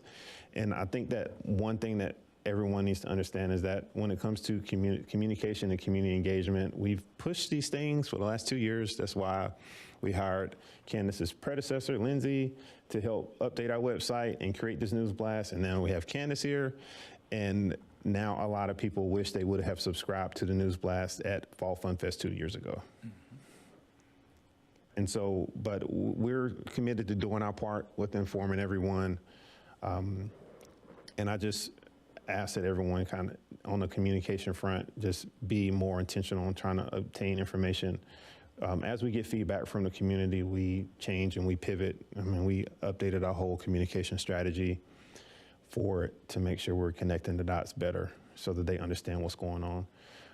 But in general, technical things are really, really hard to communicate in what is now the new form of communication, which is about 50 characters or less underneath the picture.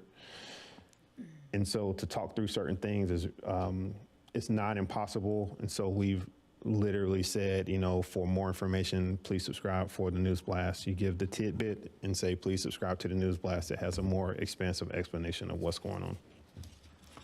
So I have one question about this intersection as well, since we're talking underground. What about the above ground? Because I've had a lot of questions about all the power lines and this and that and everything else, just still around all the traffic mass and all that stuff. So is it going to look any better than it does now? Yes. Okay, I just. Yeah, so the wood poles that were there and actually are still there now, Yeah. they're gonna go away. Okay. And the metal poles that are really tall, those are gonna, the wires aren't gonna be in your direct view Okay. So it becomes line of sight. Okay, they're going to be the extended. Yeah. Okay. And so when They're you- visible, I'm not. Yeah, gonna that's sugarcoat it, that's but fine. They're but- not, when you're looking at the streetscape, Yeah. it's not gonna be in your field of vision. Okay, all right. Yeah, I don't think they're metal, though. They're wood poles. They're tall. They're tall wood. They're tall wood Yeah, they're poles. tall wood. Oh, yeah. 55 feet. Yeah, yeah. Thinking Yeah. of the, It's also, signals. And then some of It's a the, mess, right? and then they're like, and so a part of it, we'll be installing conduit for some of the CenturyLink utilities to be undergrounded. And so there'll be more things that'll be undergrounded. And so it'll be much cleaner than it is. But again, we ask everybody to extend grace, particularly in that corner, that northwest corner near the temporary parking lot. You'll see that there are things that are hanging there that need to be run. A lot of the conduit for the signals, I think, has been completed. And so a lot of those things that were up are going to be going down underground as well. Okay. Josh, more of your presentation, is that it, or you got more? The only other slide that we had was the remaining Jonesville to Burlington Mills Road work. We had discussed earlier the sewer line work that would come after, our current schedule has it coming after the water line work at the intersection. We anticipate that work to start in spring of next year, based on our current schedule. Once that's completed, we'll have the remaining storm drain that needs to be installed between the new Burlington Mill intersection and the old Burlington Mills intersection, and that will allow us to widen Main Street. Once we widen Main Street and there's enough room for the dual left onto the new Burlington Mills Road, we plan to install and reconfigure all signals throughout the area. The mast arms are already in place for all of them except for one. Once we do that, we'll remove part of the old Burlington Mills Road, and then we'll tie in with the new alignment. And then once that's complete, and concurrently with that, we plan on finishing the rest of the landscaping along the side, both sides of Main Street and the medians. And then we'll do the mill and repave the final lift of surface of asphalt throughout the entire project.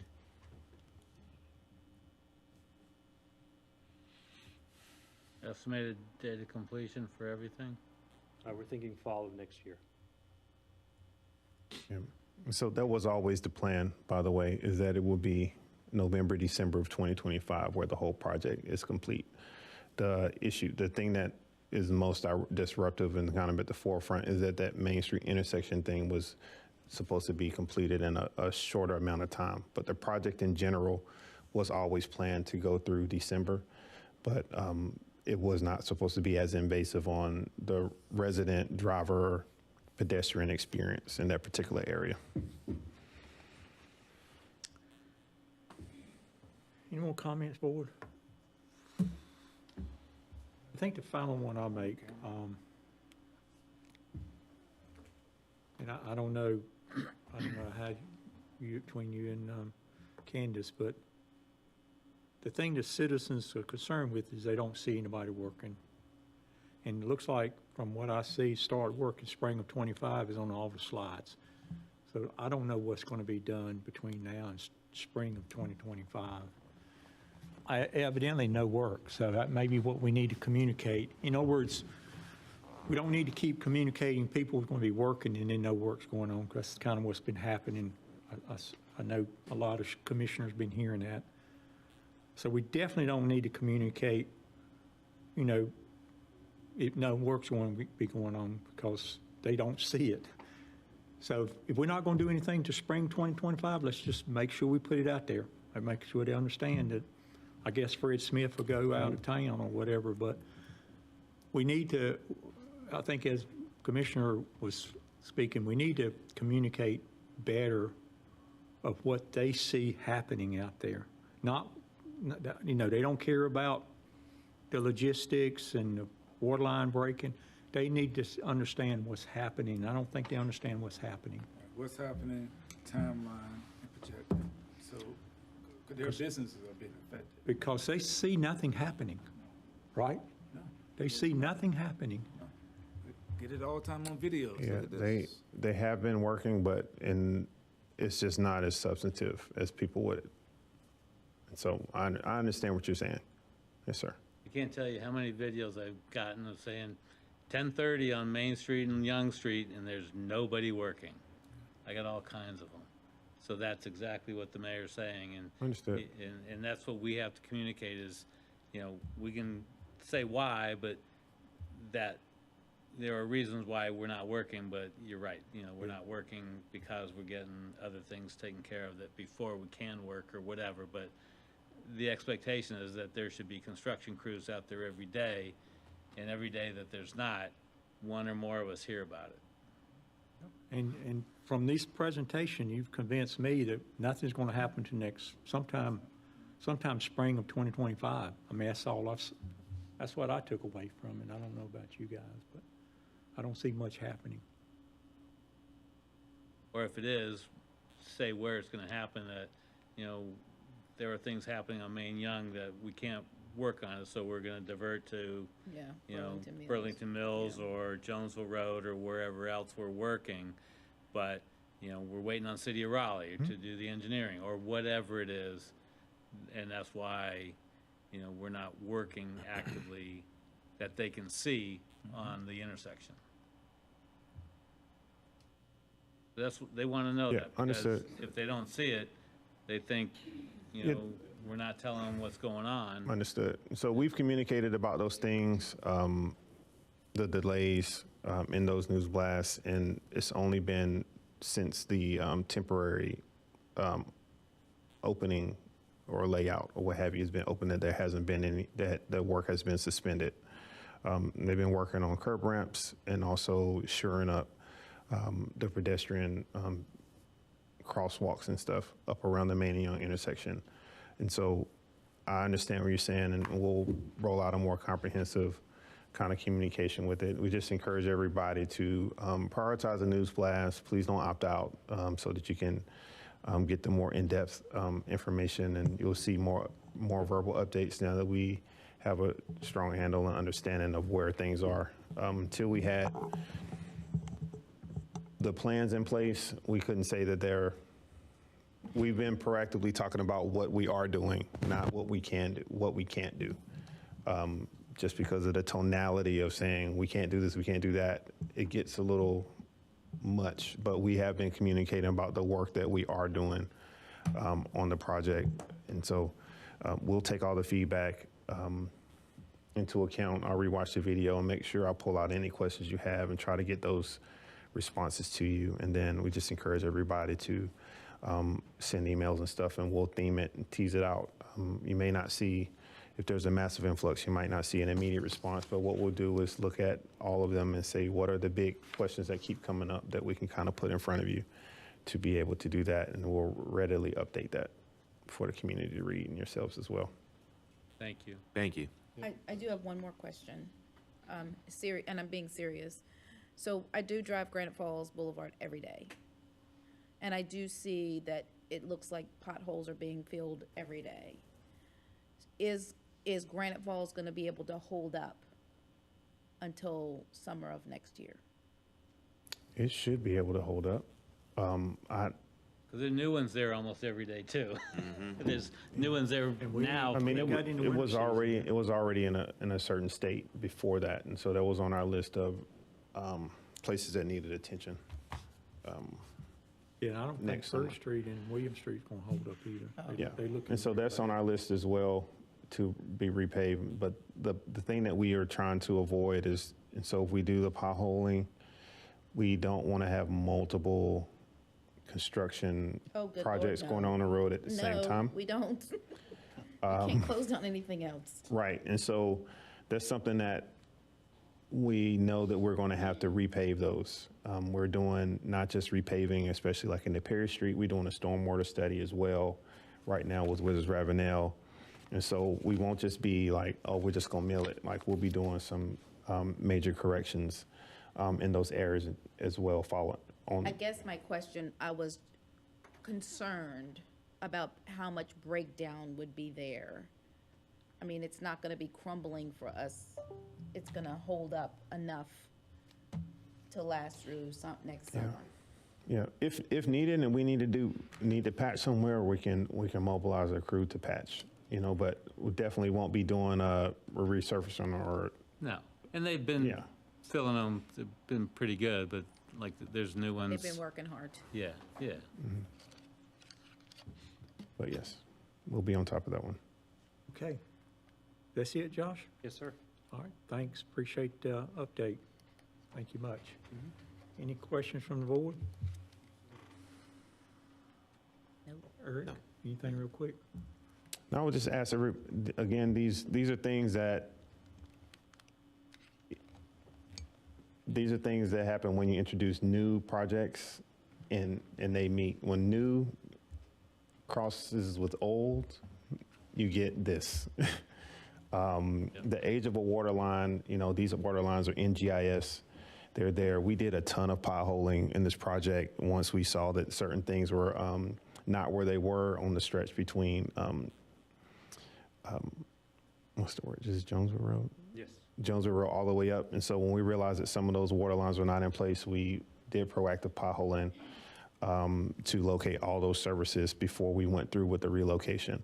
And so when we see something, we realize there's something there, we make sure that there's something there or not, and do their proactive work. And so this part with the water lines at Main and Young is definitely something that was completely unexpected, and it's something that rarely happens, and so it's caught all of us off guard.